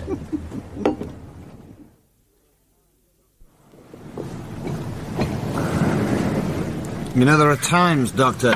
Oh, I beg to insist, that is a knife. So it is. I was going to say that I understand your partiality for our yellow-haired master and commander sometimes, even though I can't bring myself to share it. That is your bishop gone, I'm afraid. No matter. Jack Aubrey derives a greater pleasure from a smaller stream of wit than any man I've ever known. Well, that's not why I like him, James. No, I know. I do try, but... I will tell you this much. I think his encouragement of that fellow Marshal is indecent, not to use a grosser word. Do I follow you now? You know that the man is a pederast. Maybe. He is enamoured of Captain Aubrey. Toils like a galley slave, would holystone the deck if allowed, anything for a smile from him. True.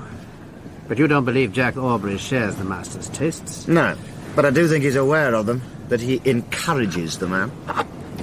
Well, you're mistaken, James. He has no knowledge of it. In some ways, you know, he's not really very sharp.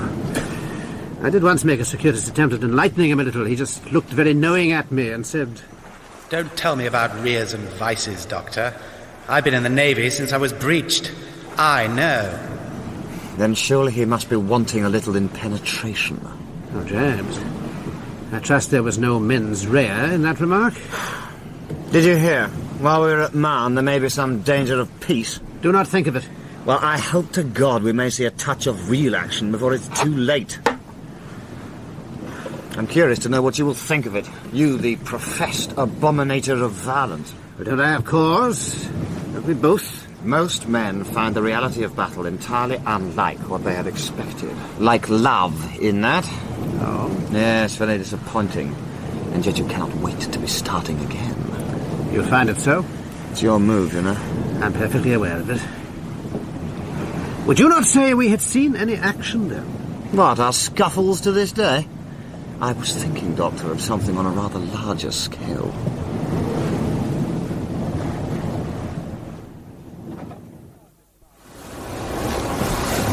By God, Mr. Marshal, you are a prime navigator.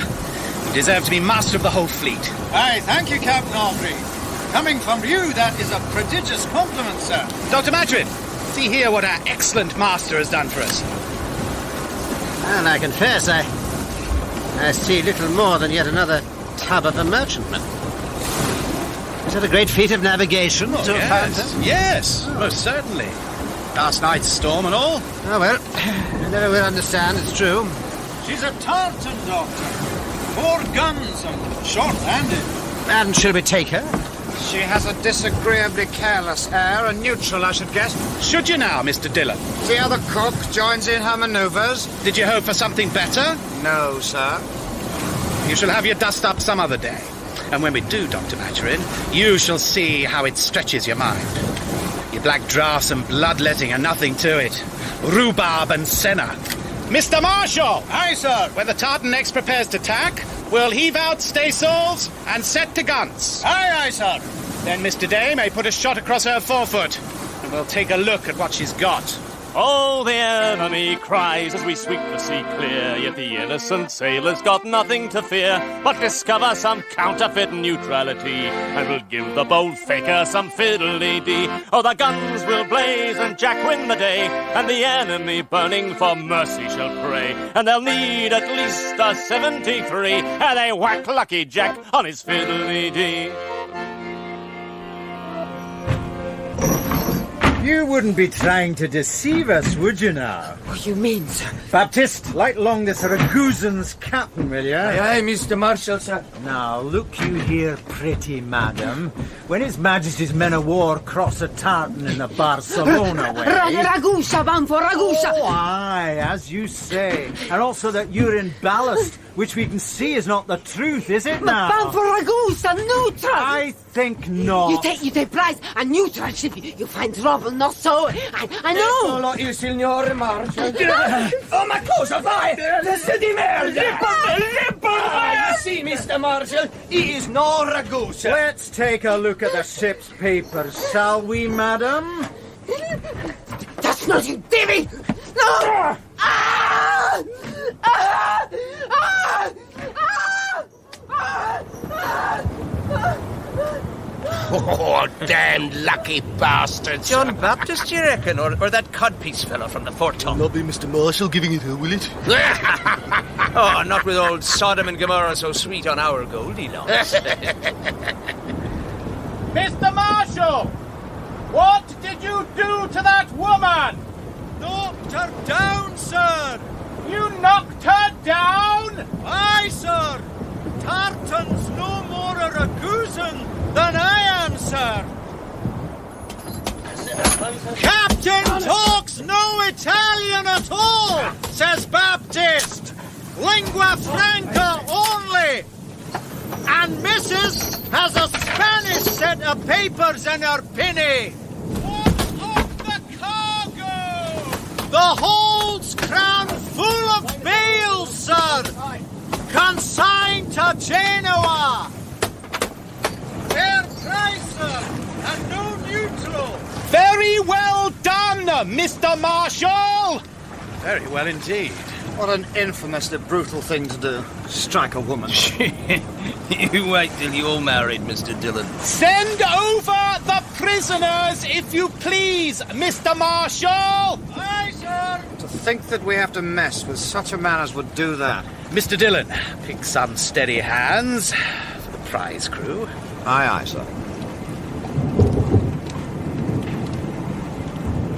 Rain on the way. Oh, gunfire.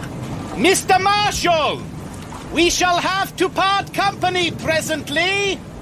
It will not worry you, I hope, to look after the woman.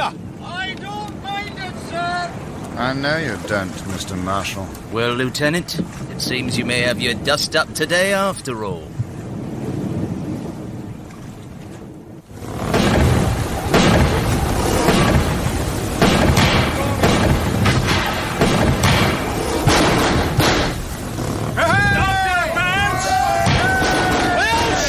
Well shot, men! I do believe that she's going to try to board, sir. You think so? Well, look at her yaw, by God! Board us, Mr. Dillon, with her mizzen yet coming down. You have struck her rudder, head men! Well shot indeed! Why, she can barely sail off, sir. She must surely strike now. She may not think so. You can never tell what a privateer may do. Mr. Dillon! You will stand as gun captain in his stead, Mr. Dillon! Aye, sir, at once. Starboard guns! All at her stern! Up 2 spokes the wheel there! Aye, sir! Up 2 spokes the wheel! Now, on the roll! Prime! Fire as a bear! Fire! Ah, Captain Aubrey. I have a grave complaint to make. I'm concerned to hear it. They have been at my asp. Who has been where? I tell you, sir, they have been at my asp. Now, 3 minutes ago, I stepped into my cabin for a book. What did I see? My asp! Drained! Drained, I say! Drained, you say? I brought it aboard preserved in the best double-refined spirits of wine, and now some criminal has taken the jar, drunk up all the alcohol, and left my most perfect specimen of Vipera aspis dry, stranded, parched! Oh, dear. And the bloody man, the more than Hun, the Scottish referee, will not even die for it. No? No. The spirits were too good for that. There is no justice. And you, the mildest of men. But you see, that is what action does to you. Action? This is not because of some paltry engagement. It is over, Doctor. We are victorious. A pretty little 7-gun Spanish privateer. Philip Cinqueo. Very satisfactory. Well, I'm glad to see you're so happy. Not for much longer, I suppose. You see, I am come here now for the butcher's bill.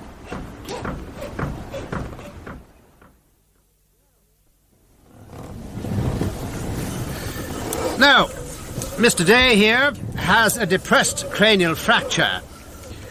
Those of you close enough can perhaps notice the characteristic stertor. Chestland has already shaved the head.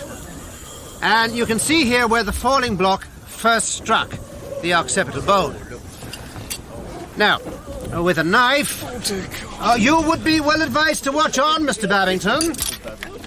It will be most instructive. You shall see the gunner's brain, my dear sir. Or at least his dura mater. Now, with the skin away, I may begin to have the top off his skull with my little saw. And then we shall be able to consider the use of the trepine.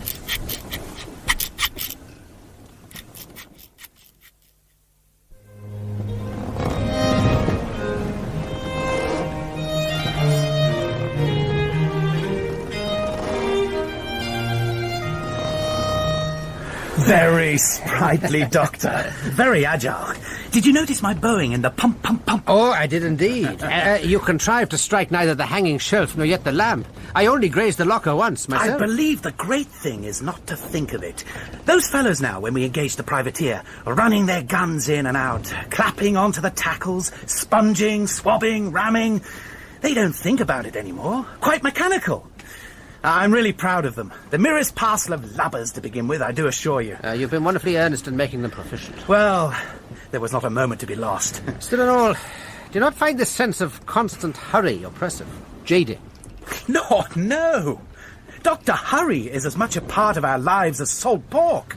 Anything can happen in 5 minutes' time at sea. But in this case of gunnery... Why, a single broadside can bring down a mast and so win a fight. And there's no knowing when we may need to fire it. Oh, you should hear Lord Nelson tell it. You have a great attachment to him, do you not? Oh, by God, yes. Though, nothing in that way, you know. Oh, I know. What is it in the Articles of War?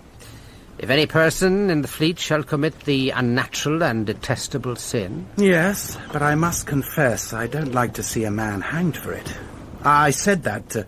To whom? Oh, before I first came aboard the Sophie. I'd just received my orders that morning. paid a visit to the man who was lieutenant under Captain Allen. He told me something about Mr. Marshall. Prime navigator. And I dare say a most excellent man. But I don't know what you think about this buggery lark, sir, but I say it's unnatural. Well, there is something in that, Mr. Voldick, as an opinion. Oh, yes? No, it's not in my line. The ship's boys, I suppose. No, I don't say he does anything. Not now. And then he said he didn't like to speak ill of a man behind his back. But for the good of the service... Oh, right enough. How many slanders have been accepted? How many blackmails prosecuted for that great good? You've not noticed... Oh, I see no danger to Mr. Marshall. On my honour. Though I have noticed he skips like a young colt at a word of praise from your lips, Captain. Oh, no. No!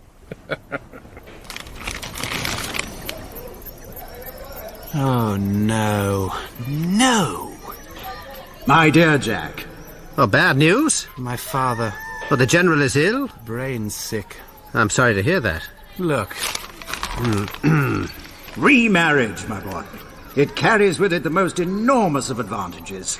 The great conveniency of a woman to supervise the housekeeping, the desirability of the married state from all points of view. From all points of view, you mark. Particularly from that of society. Ah, a stepmother for you. Stepmother younger than myself. Oh, dear. Give it here.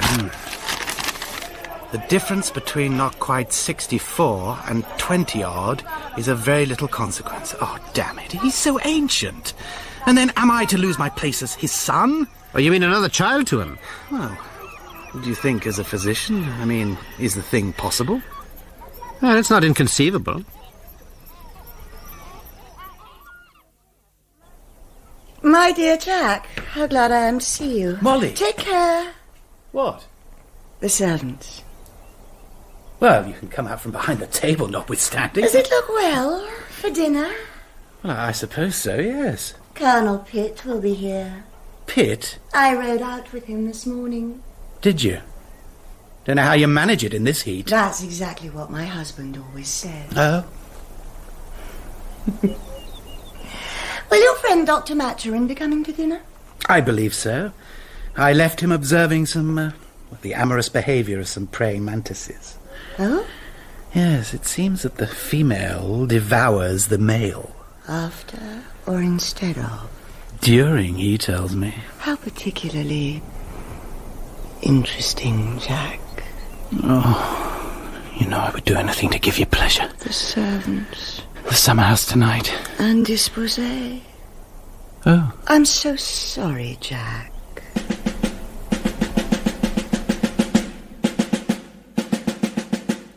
In episode 4 of Master and Commander by Patrick O'Brien, Michael Troughton played Captain Jack Aubrey and Nigel Anthony Dr. Stephen Maturin. Charles Simpson played Lieutenant James Dillon, Neville Jason Mr. Marshall, Peter Whitman Mr. Ricketts and Isaac Wilson, Russell Floyd Mr. Watt, Lloyd Johnston the Ragusan Captain, and Don McCorkindale Wilkinson. Danny Canaber played Mr. Babington, Dominic Letts played Musgrave, Francis Jeter Molly Hart, Kristen Millwood Mercedes, and Margaret John Chastity Baird. Master and Commander is dramatised in 6 episodes by Roger Danes, with accordion, pipe and singing performed by Trevor Allen Davis. The director is Adrian Bean.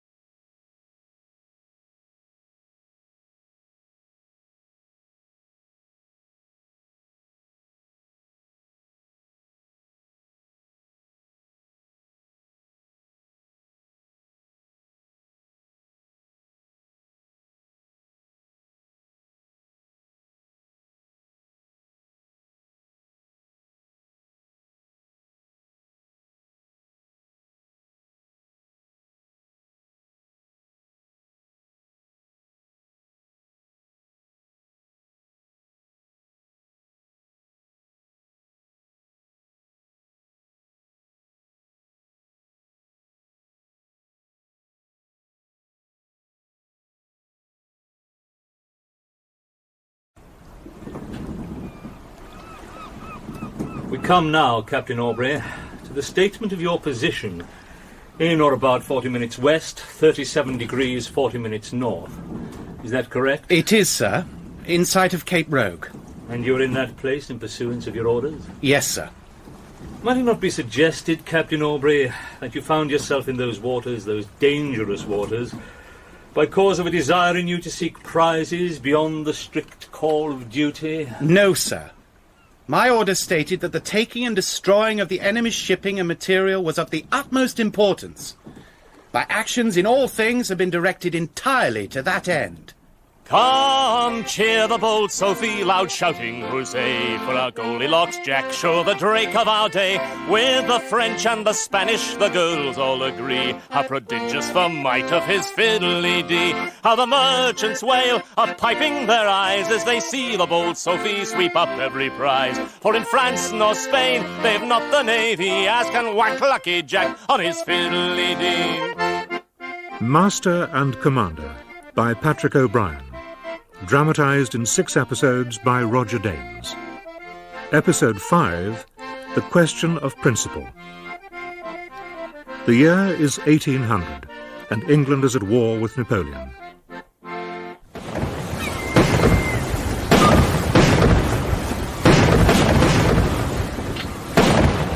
For the love of heaven! Is this a battle? Stop your van! Mr. Marshal, I thought we were coming into a home port. So we are, Doctor, so we are. But the salute, you see, is for the Admiral's flag. Hold out your gun! A wasted expenditure in powder. Surely you must enjoy the better rhythm of our gunnery, though, Doctor? I do not. Oh, well, there's no pleasing some. Very well done, Mr. Day. Very well indeed. Thank you, sir! I was not the one he sought to please, sir, by his ridiculous ceremonial. He hopes only to ingratiate himself with the proprietor of that flagship. Well, and so he must, for on the Admiral rest all Captain Aubrey's hopes of promotion.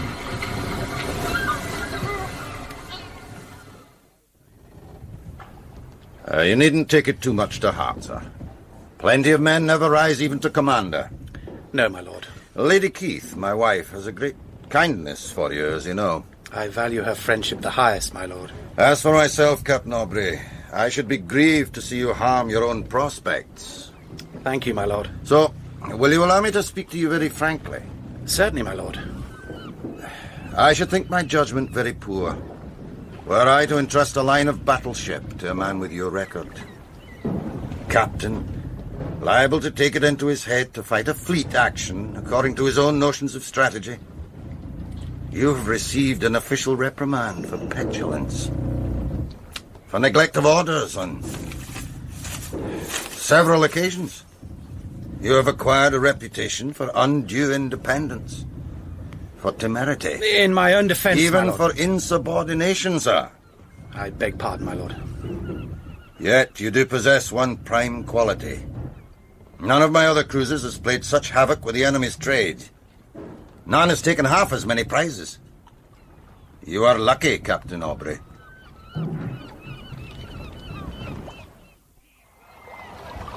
He well might say so. Who gets an eighth of all the prize money we take? God damn all admirals! But is it so bad a thing not to be post-captain? When you're already captain anyway. Why, yes, certainly. It makes all the difference in the world. You cannot imagine.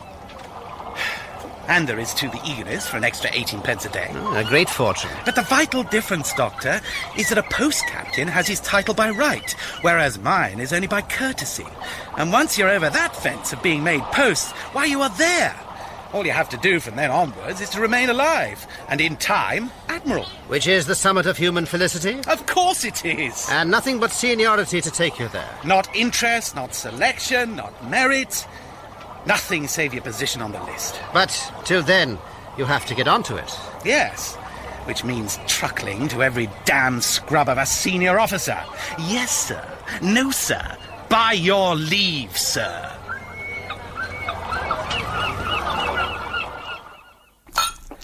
Your most humble servant, Captain Hart, sir. Mr. Ellis, you are as prescient in your timing as in your business ventures.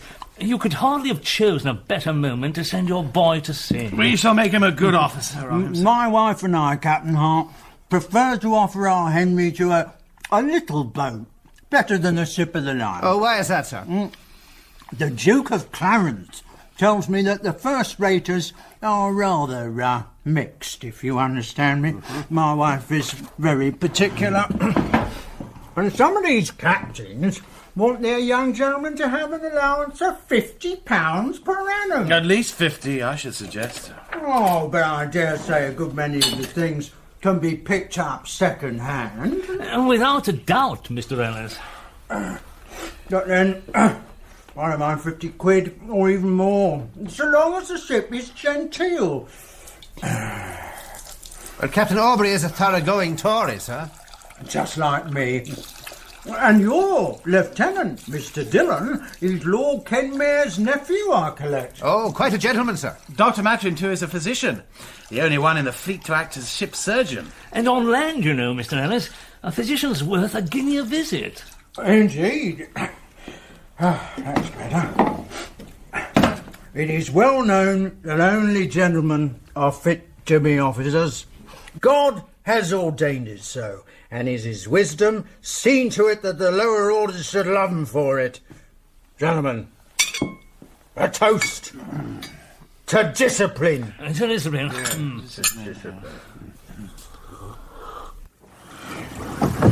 I see now how much an ambitious subordinate is forced to suffer. I am truly sorry to impose that upon you. I never thought Molly Hard would give so miserable a dinner. And now I am to be saddled with some damn nuisance of a mid. Also that scrub Hart. It gratifies money, man. Well, it was, though, the first time I've known our Port Commandant to treat you as an honoured guest. You must be very much in that man Ellis's debt. Even to have him in the house. Yes. A curious study. The pure bourgeois in a state of social ferment. Ellis? Well, what do you expect when a fella sits thinking of money all day long?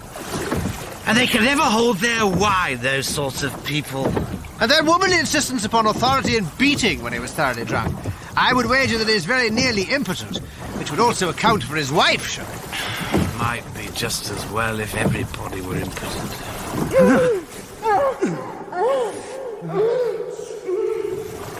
Do you think so?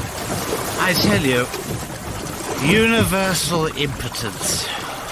Save a world of trouble.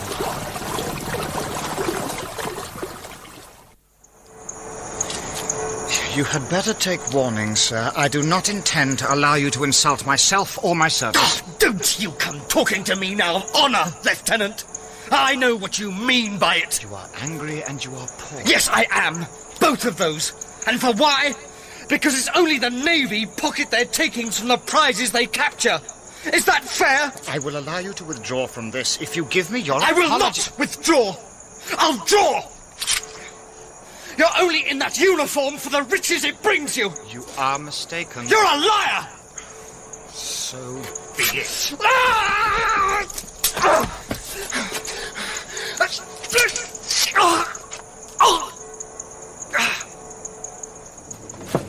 He came straight onto my sword's point. Poor, stupid, clumsy soldier. Well, were you angry with him? No, it was an ignorant quarrel. He felt that prize money was all our reason for serving at sea, and I had drunk.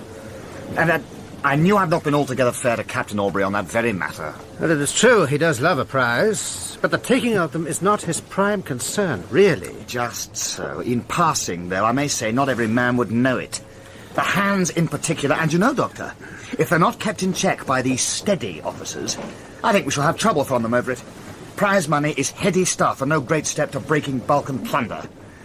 There's been some of that already, and mutiny is not a terrible long way further. You do not believe that. Mutinies always break out in ships where the discipline is too lax or too severe. Spithead and the law. Fear and greed. You suggest we see too much of the former, too little of the latter? That surprises me, James. No. There is a thing which is commonly called discipline. But that is quite strict with us. What I mean by it is something different. The chain of obedience, if you like. A commander is obeyed by his officers because he is himself obeying. I see. Then you'll see, too, that if a commander doesn't obey... Captain Aubrey? Yes. For instance, those 50 prisoners foisted upon us from the San Fiorenzo. Yes, it was a monstrous abuse. Yet it was an order, but he didn't want them. So he put them ashore on the nearest island. But he did have to answer for it, James. But he is lucky. and any admiral will waive principle to look kindly upon a man who brings him prizes. Harsh. But then you're a rich man. Oh, that's not germane. Well, a rich man may afford to look for honour. Tell me, Stephen, do you really think honour is a luxury?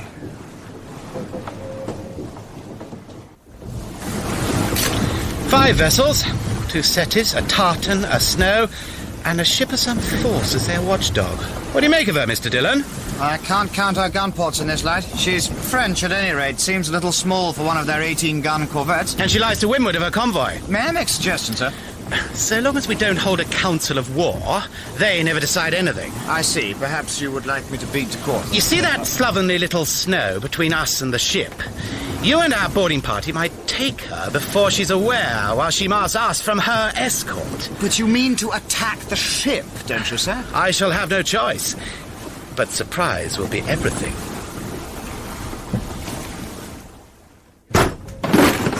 You out!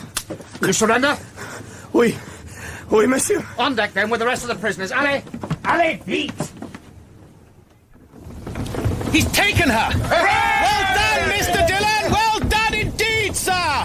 No, put up those hammocks now, Mr. Watt. Aye, sir. Break out our colours. Funding there. Quickly, damn you! Mr. Marshall! Aye, Captain, sir. As soon as Mr. Dillon has that snow paid off, clear through the gap by a starboard bow. Aye, sir. But this Frenchman is no full privateer or regular navy. Yet too late, my friend, to reverse your manoeuvre now, I think. Mr. Day! A shot across that city's bow there! Give Mr. Dillon a chance to take her as well! Aye, sir! Range up on the setting, Mr. Rickett! Aye, sir! 250 yards, Mr. Marshall! Aye, sir! Fire! Dear God! What an awakening. Oh. What hour is it? Did they beat to quarters and I not hear them? And I who thought I was becoming quite the naval animal, so I did. What is it? Quarters, sir. Quarters, if you please. Then have I missed the drum? What? No, sir. Surprise action! Effectually so in my case. But how does it go? Shall we win the day? We lose the wind! Mr. Marshall! Hands to the braces!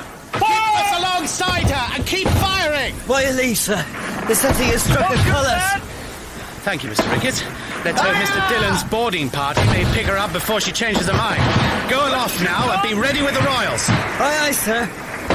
Her stern and quarters suffered some. And we have the measure of her for gunnery, though hers are 8-pounders to our 4. How typical of the French always to be firing high. Sir, is she not beginning to draw ahead of us? So she is.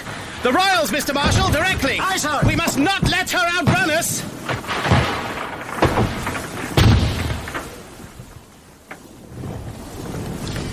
She must have been an exceptionally fine sailor, then. Prodigiously so. On my word of honour, 4 miles to our 3, the Loire, even without her rolls.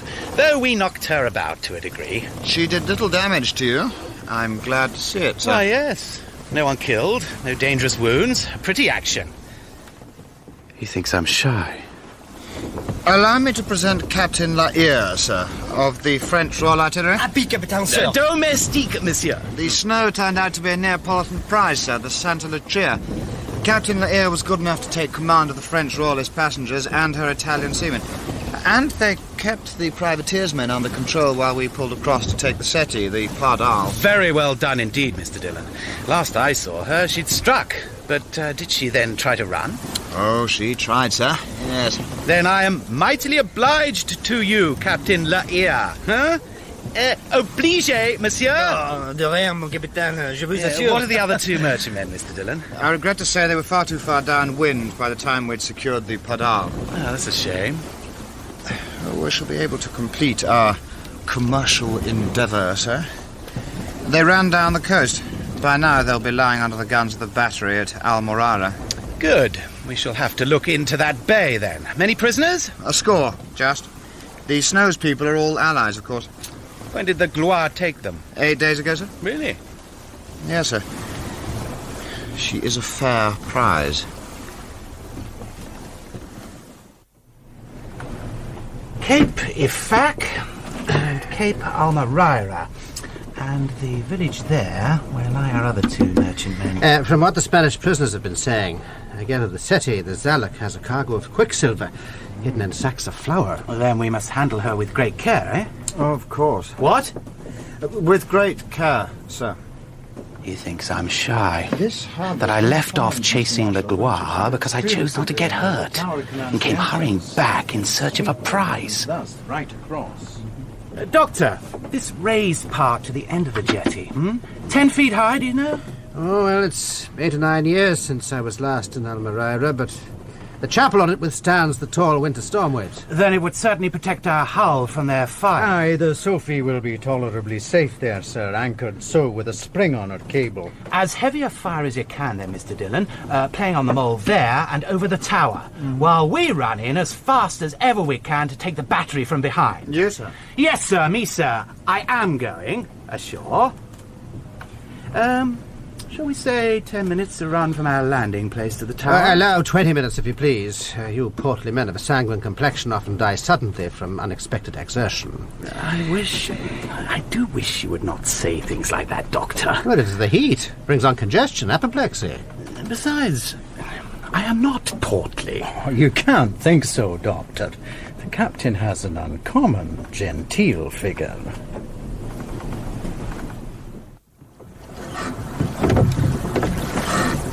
I may not be perfect, Mr. Dillon, but by God, I am not shy. Dear heaven! What a bloody great gun! C'est une belle de 24 livres, capitaine, à mon avis. Domestique, monsieur. We can't get our prize out.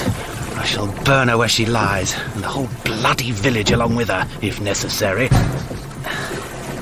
Roll up, lads. Soon be giving them a taste of what the Sophie's serving up now. Ah, c'est sûr, en effet. Nearly there. Rodolphe all! Out and into a file quickly there.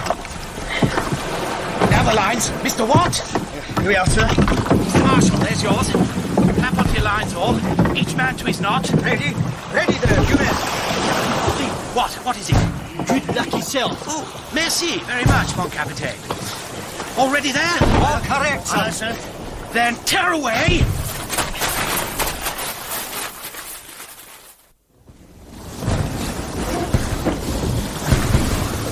Splendid fireworks, Mr. Dave. Aye, sir. This is what I call a nice, well-matched, bare-knuckle battle. Fire! Those Spaniards are busy in their fort. Must be near time for their surprise. Stop your men! Please, God, let the rocket come soon.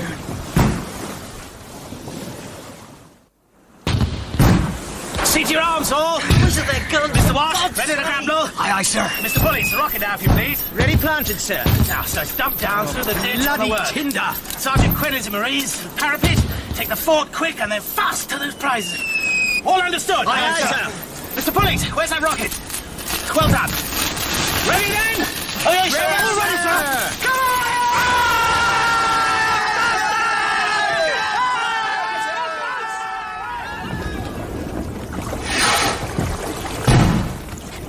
There it is, Mr. Dave. Sir, ship to fire, lad. Oh, don't I wish I was with them. Bloody rickets. So little we can do. I'm gentlemen! Take the fort, On the jetty, lads! I should have them, Mr. Babington, that we'll know when the guns are silent. Prime!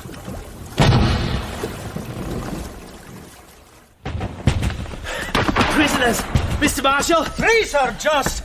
The rest all ran. I am not bloody shy! No one could think it of you, sir. What? I said no one could think, Mr. sir. Pullings!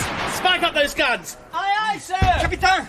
Capitaine Aubrey. Monsieur Lahire, well fought, sir. Bien batté, indeed. Should you care to take a crowbar to these guns? Better to make a leap. Eh? Make all fort leap, hein? Sauter en l'air, hein?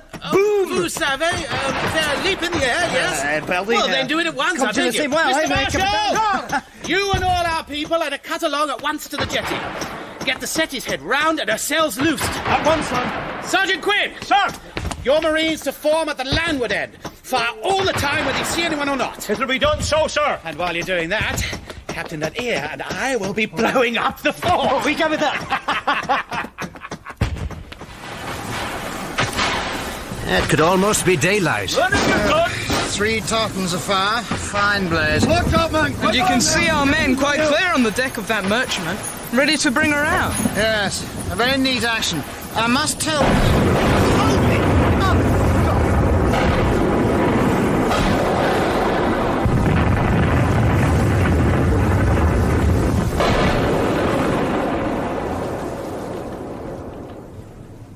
trust an artillery officer. Look at Bonaparte. Sadly out, I'm afraid, like his calculations. Well, how could he have guessed at a second magazine? It was a very pretty explosion, though. What's that? Very pretty. Pretty? Me? You jest, of course. No, the explosion. Ah. The deafness will pass, and the hair will grow again, I expect. In default of which you can at least afford now the most splendid wig imaginable, should you wish it. Thank you for that. What do you think of my official letter? Rather bold. I beg your pardon. Commended everyone, I should have. Everyone except yourself, I believe. Yes, well, that's the nature of these damn reports. And if you think this or I are bold, Doctor, you should see Monsieur La Ear. Oh, the doxies, they swoon for young Goldilocks' hair. But Jack spurns them. He swore sure he'd take no pox there. He'd a commandant's wife. She came sat on his knee, for she loved how he played her his fiddly-dee. Oh, the girls, they grieve and cry like a day, for their harbours all empty when Jack sails away. And the Spaniards quail and pray that the sea won't send back Lucky Jack and his fiddly-dee.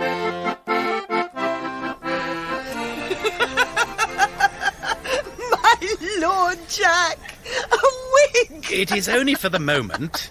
Oh, and your poor dear face. There are fewer colours in this garden, I know. But, Molly, you will find undamaged all that is vital. Jack, Captain Aubrey! This You will way, have to young discover girls, that this later, way. eh? The servants told me you were here, sir. Molly, Colonel Pitt is awaiting your company for the morning ride you promised. Pitt? Not that damned ugly bore of a course, cavalry I'm afraid officer. you must excuse me, Captain Aubrey. Mrs. Hart? As far as ugly girls, Aubrey... It will pass, sir. I want to present to you young Henry Ellis. Good morning, sir. And to you, sir. I have every hope and confidence he'll make you a grand midshipman, sir, and his family's pride. But for a month or two, Mr. Ellis, you are with us to see how you take to the service, and whether you're suited to it. I shall do my best, sir. You're joining in a lucky ship, sir, with a lucky captain.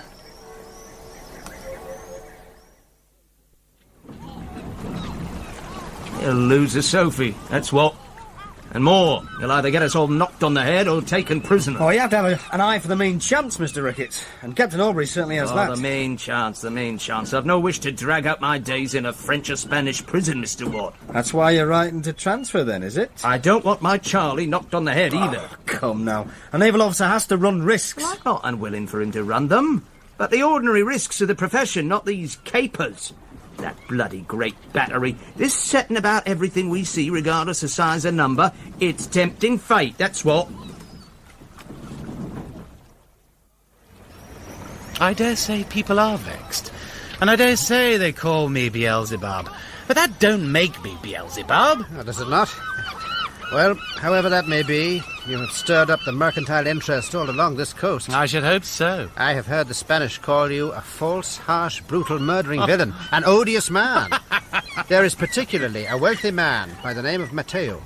3 of your prizes were once his. Well, I dare say he's wonderfully incensed against me, then. I'm told he has chartered a ship of force to protect the coasting trade, but even more to pursue the Sophie.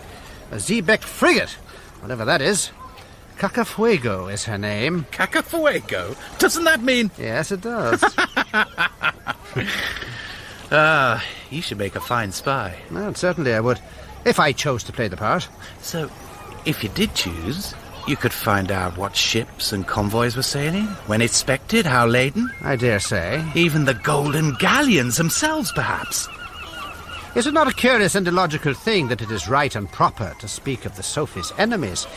Yet beyond question, it must be wrong and dishonourable to consider her prey. You are right, of course. You must give a rabbit a sporting chance.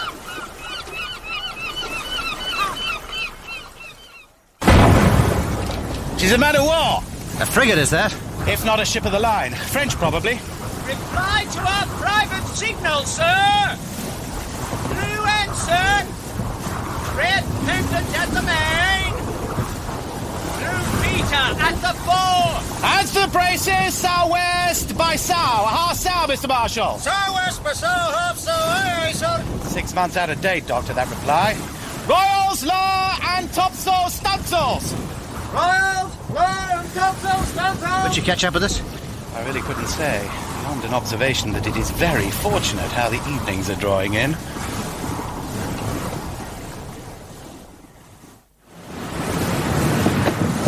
On deck, sir! She's a heavy frigate, sure enough!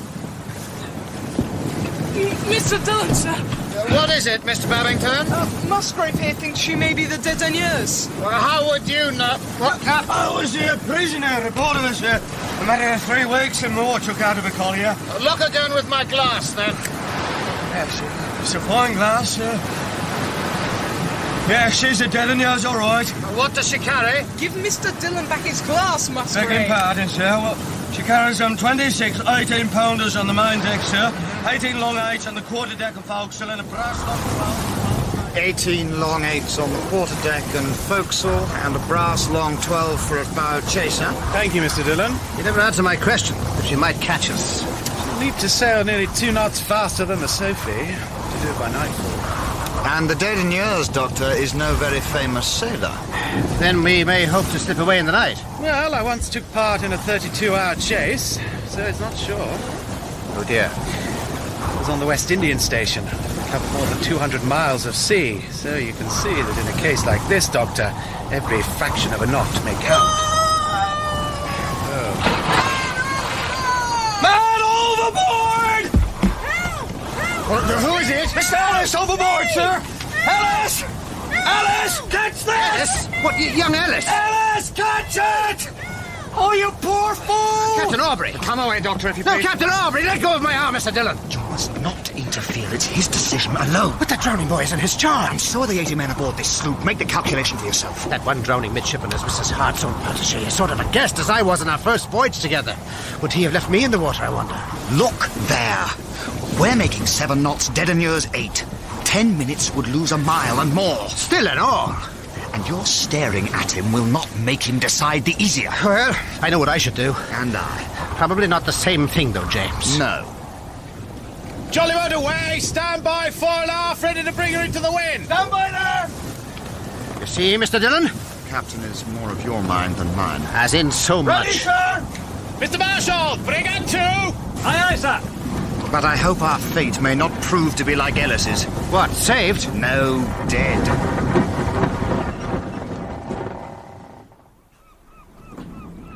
I beg leave to tell the court, I have no fault to find with my officers or my ship's company. The utmost endeavour was used by every person aboard the Sophie. At all times, Captain Aubrey. At all times, sir, and in all places. Officers and ship's company, have any of you reason to find fault with the conduct of your captain, John Aubrey, in this matter of the surrender and loss of His Majesty's late sloop, the Sophie?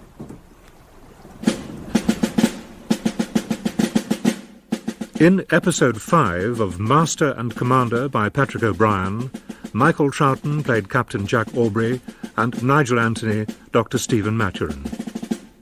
Charles Simpson played Lieutenant James Dillon, Peter Whitman George Ricketts, Gavin Muir Lord Keith, Russell Floyd Mr. Watt, Neville Jason Mr. Marshall, Francis Jeter Molly Hart, Lloyd Johnston the Judge Advocate, Danny Canaber Mr. Babington, Nick Knight, Master Harry Ellis, Dominic Letts, Mr. Mowat, and Tom Bevan, Charles Ricketts. Master and Commander is dramatised in 6 episodes by Roger Dames, with accordion, pipe and singing performed by Trevor Allen Davis. The director is Adrian Bean.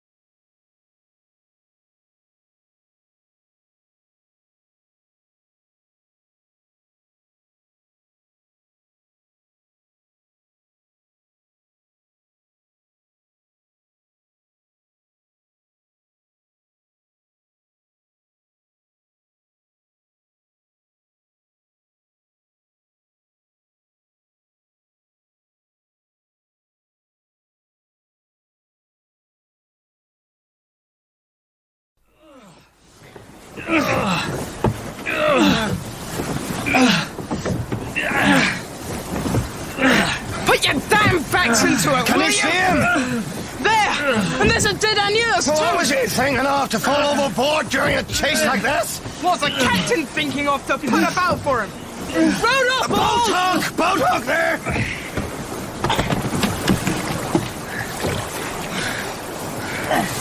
Face down! Oh, Jesus, hurry up, Mr. Bullock! Come on! We've wasted our time! 10 minutes and a mile or more! And a 45 frigate bearing up at 8 knots! We may well have lost us! Perhaps you could help to bring him in, Mr. Babington! Get over there! Hurry up, for the love of Jesus! About all! And back to Southie for dear life! Come, my pretty young maid, to your charms I'll give tongue. For my tale of bold Sophie's a song nearly sung, when outgunned and outsailed, but the bravest should flee. Strike my colours, cries Jack, kiss my fiddle-dee-dee. Now the French, they cheer and cry well-a-day, for their ships all afire, they make Goldilocks pay. And the girls, they weep for fear lest the sea don't bring back Lucky Jack and his fiddle-dee-dee. Master and Commander by Patrick O'Brien. Dramatised in 6 episodes by Roger Danes. Episode 6, The Question of Dishonour. The year is 1800, and England is at war with Napoleon.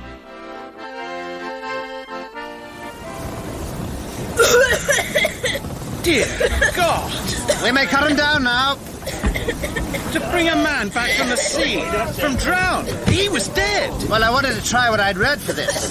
And I should have hated for your very humane decision to have been in vain. To turn back for him at the peril of your ship. I'm at a loss to know, Doctor, what we would do without you. With me will hardly make any difference to that dead on yours. Up again, yards, gone! Hold on, the most red line! Up 2 points ahead, Mr. Marshall! 2 points, aye, aye, sir! Mr. Dillon, the carpenters to fish that yard. Pass the word from Mr. Lyon. Carpenter's crew aloft, sir. Well, it's clear, Mr. Ellis, that you were born to be hanged after all. Well, it's only cigar smoke, sure. It'll not hurt. Thank you, sir. It seems you can do anything, Doctor. When that mate has come Nothing against that. Oh, only a ranging shot. And there's hope for us yet. We'll have the royals off her before dark. And then we shall see, yes? Well, we've not been caught before. You have brought our young Lazarus back from the dead. I should let you have a crack at doing the same for our fortunes.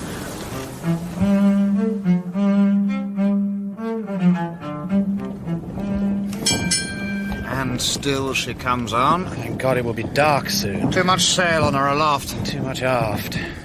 But all her gear seems to be made of steel. And her broadside will throw 300 pounds to our 28. Is this the honourable match you would have wished upon us, Mr. Dillon? Perhaps I'm no great judge, sir, of what is honourable. I, who am a mere fighting man.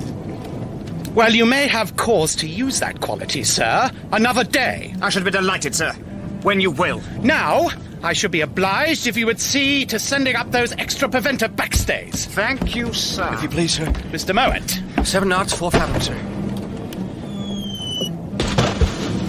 Perhaps you would be so kind as to tell me over one of your verses. I don't have any, sir. It will go well with Dr. Maturin's playing, I'm sure. I am very fond of poetry, Mr. Mowat. Well, sir. Occasional piece. Oh, were it mine with sacred Merrow's art to wake to sympathy the feeling heart, then might I, with unrivalled strains, deplore the impervious horrors of a lured shore.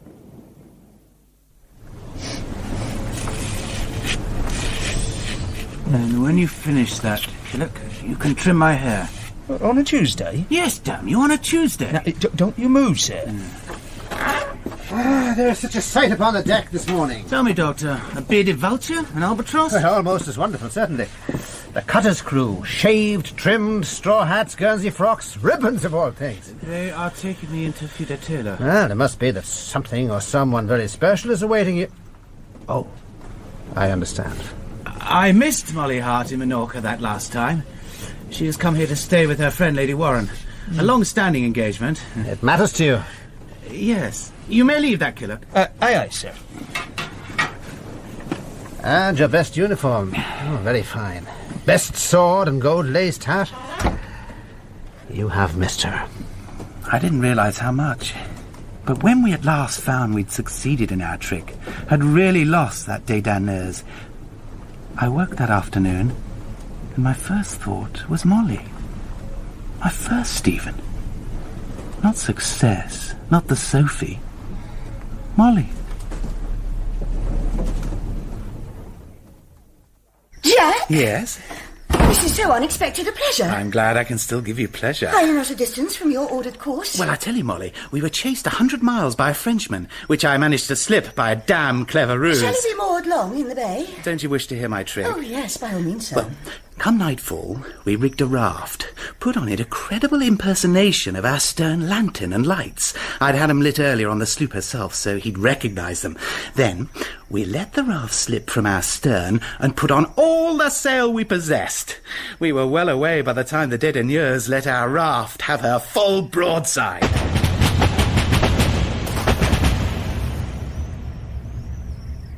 A very noble sight in the dark. Brilliant flashes and a great sullen roar. And come the morning, we were all alone on the sea again. And close, by coincidence, to here. I hope you don't doubt me, Molly. Jack, I hope you will not be peeved when I tell you that you sound like my husband. What? Molly! What the hell is that? Molly? I wouldn't for the world hurt you, Jack, but you come It's Pitt, am I right? Colonel Bloody Pitt. I'll find you, you tease. Molly! I understand perfectly. Jack! You are right, madam. Perhaps I am become too much like your husband.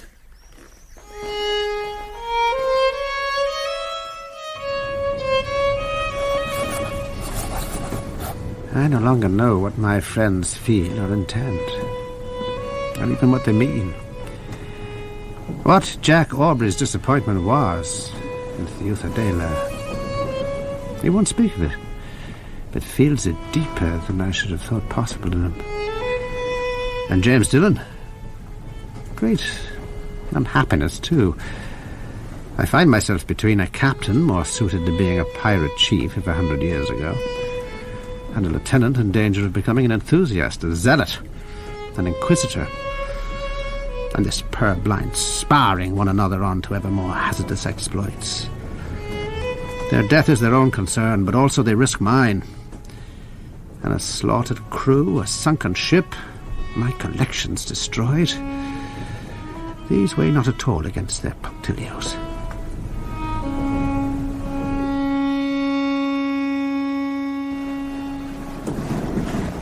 I played that very badly. Well, your heart was not in it. It's been a tiring day. Yes, and long. Do you remember that fellow named Pitt? Met him at Marne. Yes, I do. A soldier. Would you call him good-looking? No. Oh, no. I'm happy to hear you say so. I have a great regard for your opinion. Tell me, have you noticed how things return to your mind when you're hipped? Like old wounds breaking out when you come down with scurvy? Is that the way of it? It's not that I've ever forgotten what Dillon said.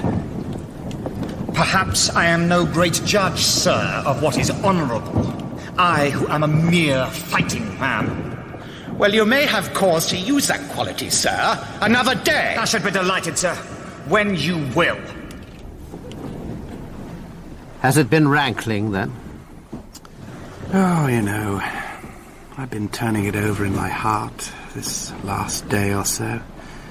I find that I must ask him for an explanation. Satisfaction, as you term it. I should have done so before, but as soon as we next go into port, unless the coming few days make the thing unnecessary. You would hate to do it, would you not? I shall, yes. But you understand, it's a point of honour. Here. I will pour us some wine. It will help. And perhaps tomorrow you should be let blood.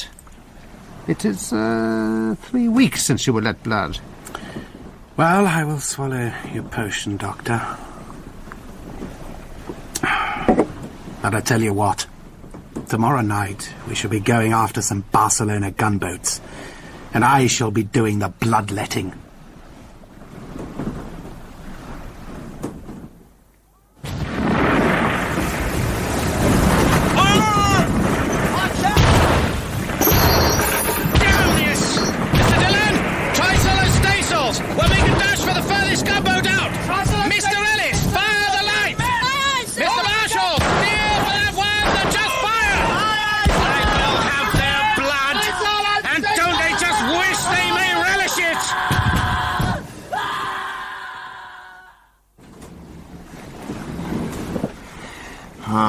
God, what joy it was to be fighting with king's ships once more. Yet we did not much add to what you might call the Sophie's battle honours, did we? Oh, any man of war may suffer from an unlucky shot, Doctor. Here. And those damn gunboats that never came onto us, always firing and falling back, quartering and turning to fire again. They were trying to lead us on. A trap, you say? We shall see. For I know, this time your friend will not be shy of the issue. You are singularly happy, James. Am I? Yes. I suppose I am. The chance at last to remember what we are. No damned privateer, but His Majesty's sloop. What a romantic creature you are, to be sure. When a ball fired from a privateer's cannon makes the same hole as a king's. Do you call me a romantic? Oh, yes, dear Joy, yes. You'll be telling me next about the divine right. Oh, you, the wild enthusiast leveller. Even you'll not deny that the king is the sole fount of honour. No, James. Not I. Not for a moment. I'd be court-martialed, sure. Yeah. Do you know, Stephen, when I was last at home, we waked a man. He was one of my father's old tenants. It was as fine a wake as I might have wished for myself. I bet it'd be another man still. There was a song they sang there. It's been in the middle part of my mind all day, yet I can't quite bring it into my mouth. Was it an Irish song? There were English words as well. There was a line... Oh, the wild geese are flying, a-flying, a-flying. The wild geese are swimming upon the grey sea. They will never return. For the white horse has scunnered, has scunnered, has scunnered. The white horse has scunnered upon the green lea.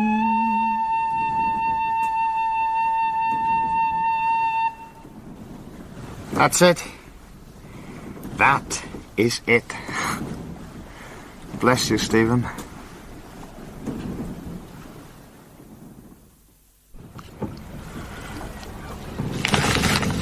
Is it possible? Well, it contains no falsehood, at least.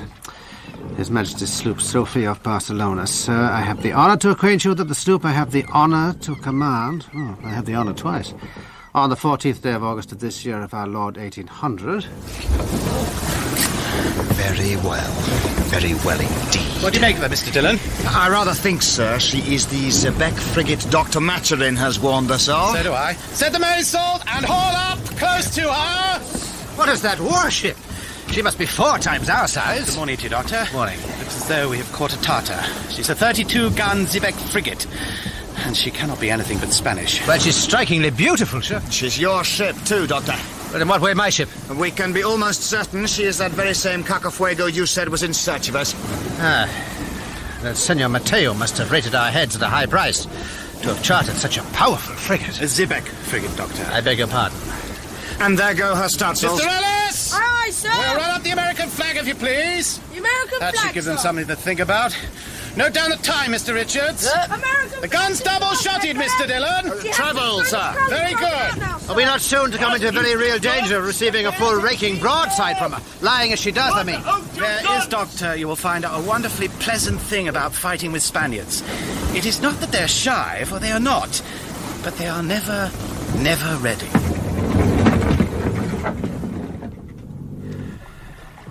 Off the Llobregat Valley, making west-northwest, first sighted a Spanish Zebec frigate of 32 guns. Being 22 long 12-pounders, 8 9s, and 2 heavy carronades, viz. the Kaka Fuego. Commanded by Don Martin de Langara and manned by 319 officers, seamen, and marines. The disparity of force rendered it necessary to adopt some measure that might prove decisive and thereby carry her.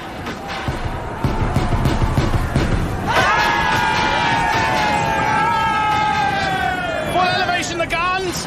Not a shot till we touch her! Aye, aye, sir! Cannot fire low enough! We'll put the Sophie right hard up against her mansions, and she'll still fire 3 feet above our heads. We will have them, sir! At 6-inch range, dear God, the slaughter! Ready, Mr. Marshal? Ready, aye, sir!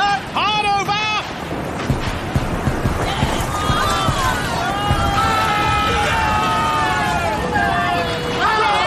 Brace yourselves!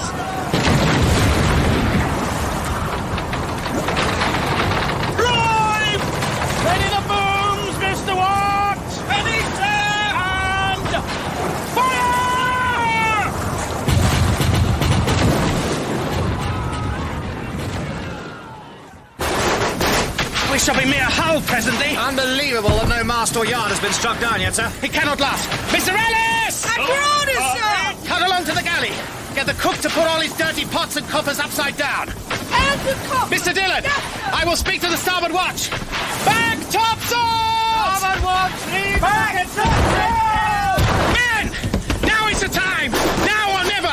We must board her while she's staggering! Now or no quarter! 5 minutes, hearties, and she's ours! Axes and broadswords away! Starboarders, go black your faces in the galley and then forward with Mr. Dillon! The rest, aft now along with me! Are you ready?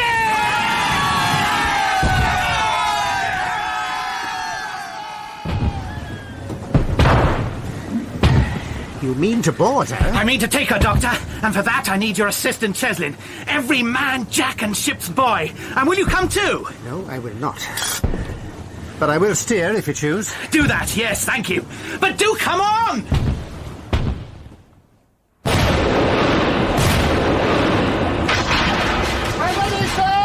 Dear Doctor, you know what to do. I do. Good luck to you, Cheslin. I'll hit the boogers for you, sir. I'll hit the boogers. Doctor, what is the Spanish for 50 more men? What? 50 more men, I may need them. You haven't got them. I just want the Spanish for them. Oh, otro cincuenta. Otro cincuenta. Now, Doctor, lay us alongside of them, I beg. Ready, men! Brace for it!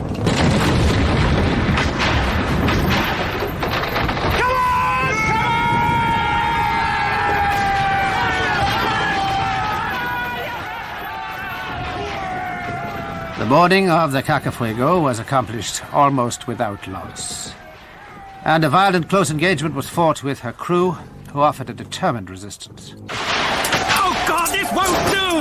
Ah! Where's Mr. Dillon? Held up, sir. Forward. Damnation! The tide may turn any second now. Mr. Dillon! Mr. Dillon! The starboard gangway! That's for the starboard gangway! And Doctor! Doctor! What is it? Otro cincuenta! Otro cincuenta! And down again! The Kaka Fuego's captain being killed, and 55 men of her crew dead or wounded, the Spanish colours were obliged to be struck.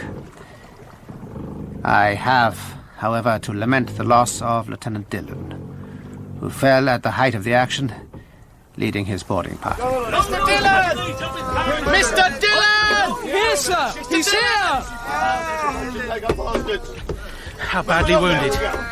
Help me move him, Mr. Babington. Hurry along now, you'll be burning this. Oh, God. All right, get in there, keep moving there. Keep moving. Shift your ass. I saw him for a while. Through that gap where the two gun ports were beaten into one. Fighting by the gun, there he was. Those black faces of our star Boldens behind him. When I thought we had lost all, I saw his sword strike on an officer's breastbone or a metal plate. Doubled and broke with the thrust. And with those 6 inches left, James Dillon stabbed the man faster than you could see. Inconceivable force and rapidity. I'm particularly indebted to him, you know. And after all, you would never believe the happiness I saw in him. The light on his face.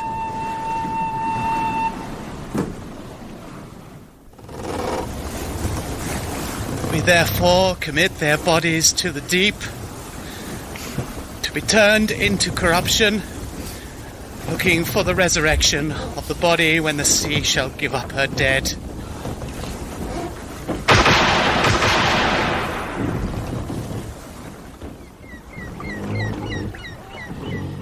Also killed was Mr. Henry Ellis, a supernumerary. Dear Lord, how that child looked in his hammock. The flag sewed up over him like a little pudding. In addition, Mr. Watt, the boatswain, and 5 seamen were severely wounded. To render just praise to the gallant conduct and impetuous attack of Lieutenant Dillon, I am perfectly unequal to.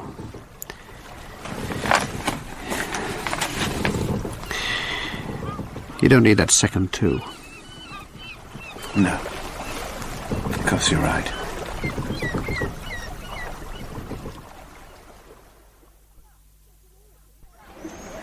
Sir!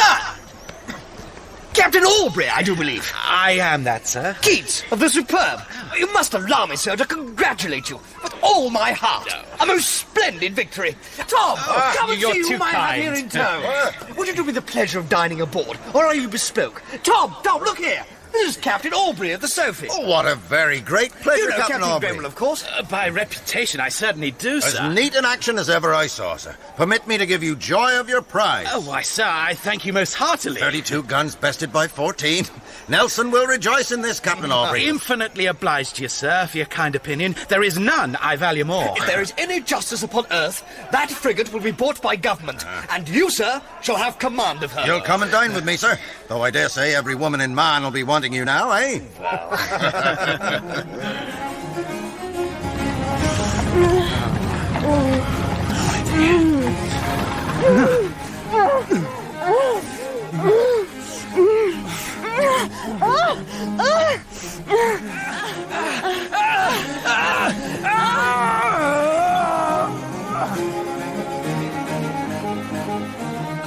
So, Aubrey, we are to congratulate you once again, I correct, upon your prodigious good luck? You are too kind, Captain Hart, sir.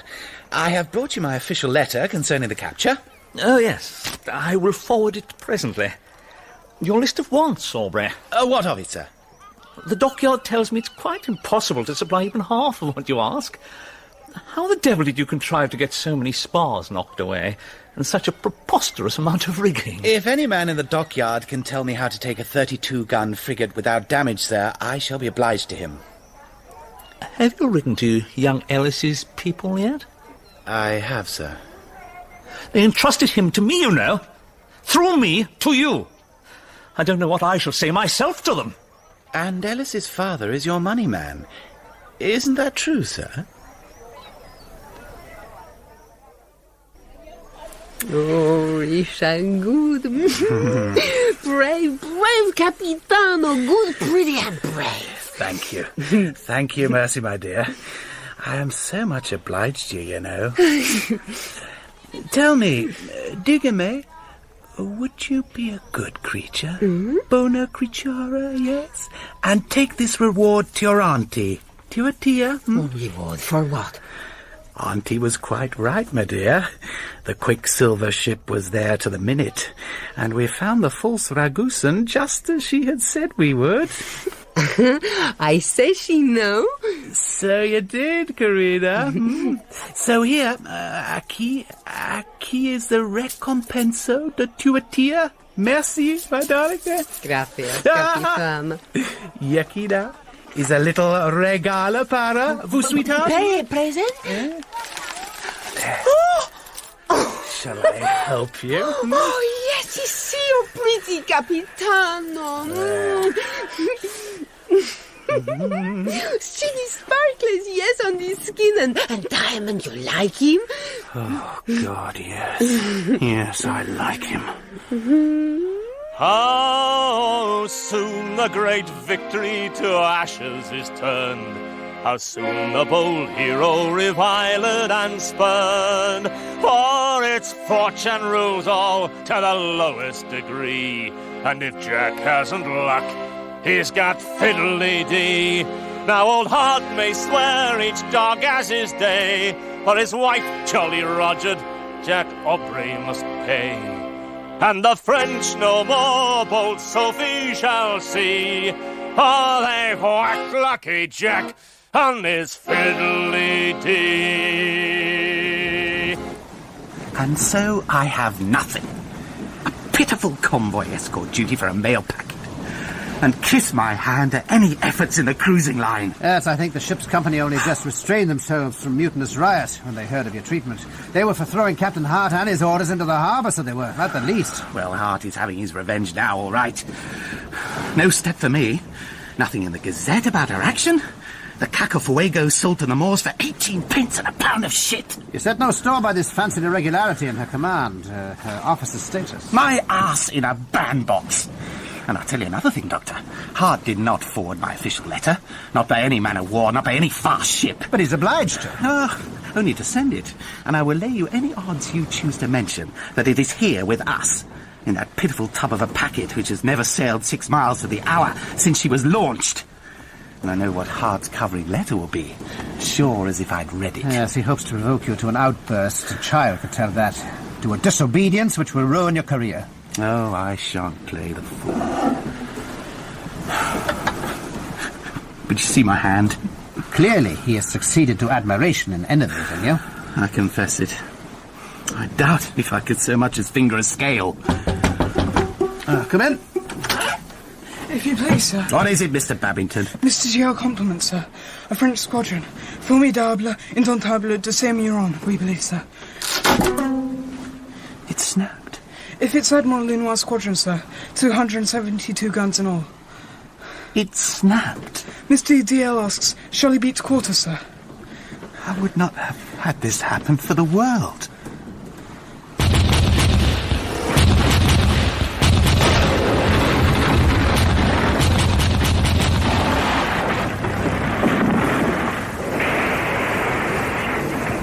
Mr. Babington! Sir? Strike our colours!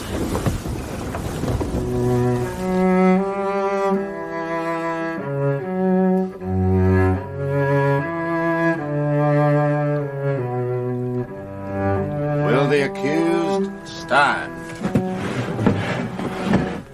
At a court-martial assembled and held on board His Majesty's ship Pompey in Rosia Bay, in pursuance of an order from Sir James Saumarez, Baronet, Admiral of the Blue and Commander-in-Chief of His Majesty's ships and vessels of war in the Mediterranean, the court is of the opinion that Captain Aubrey, his officers and ship's company did use every possible exertion to prevent the King's sloop, the Sophie, from falling into the hands of the enemy, and therefore from any stain and imputation that they did cowardly yield or cry quarter. They are hereby honourably acquitted. Captain Aubrey. Sir? It is no small pleasure to me to receive the commands of the court at which I have the honour to preside, and to deliver again to you, sir, restored by both friend and foe alike, your sword.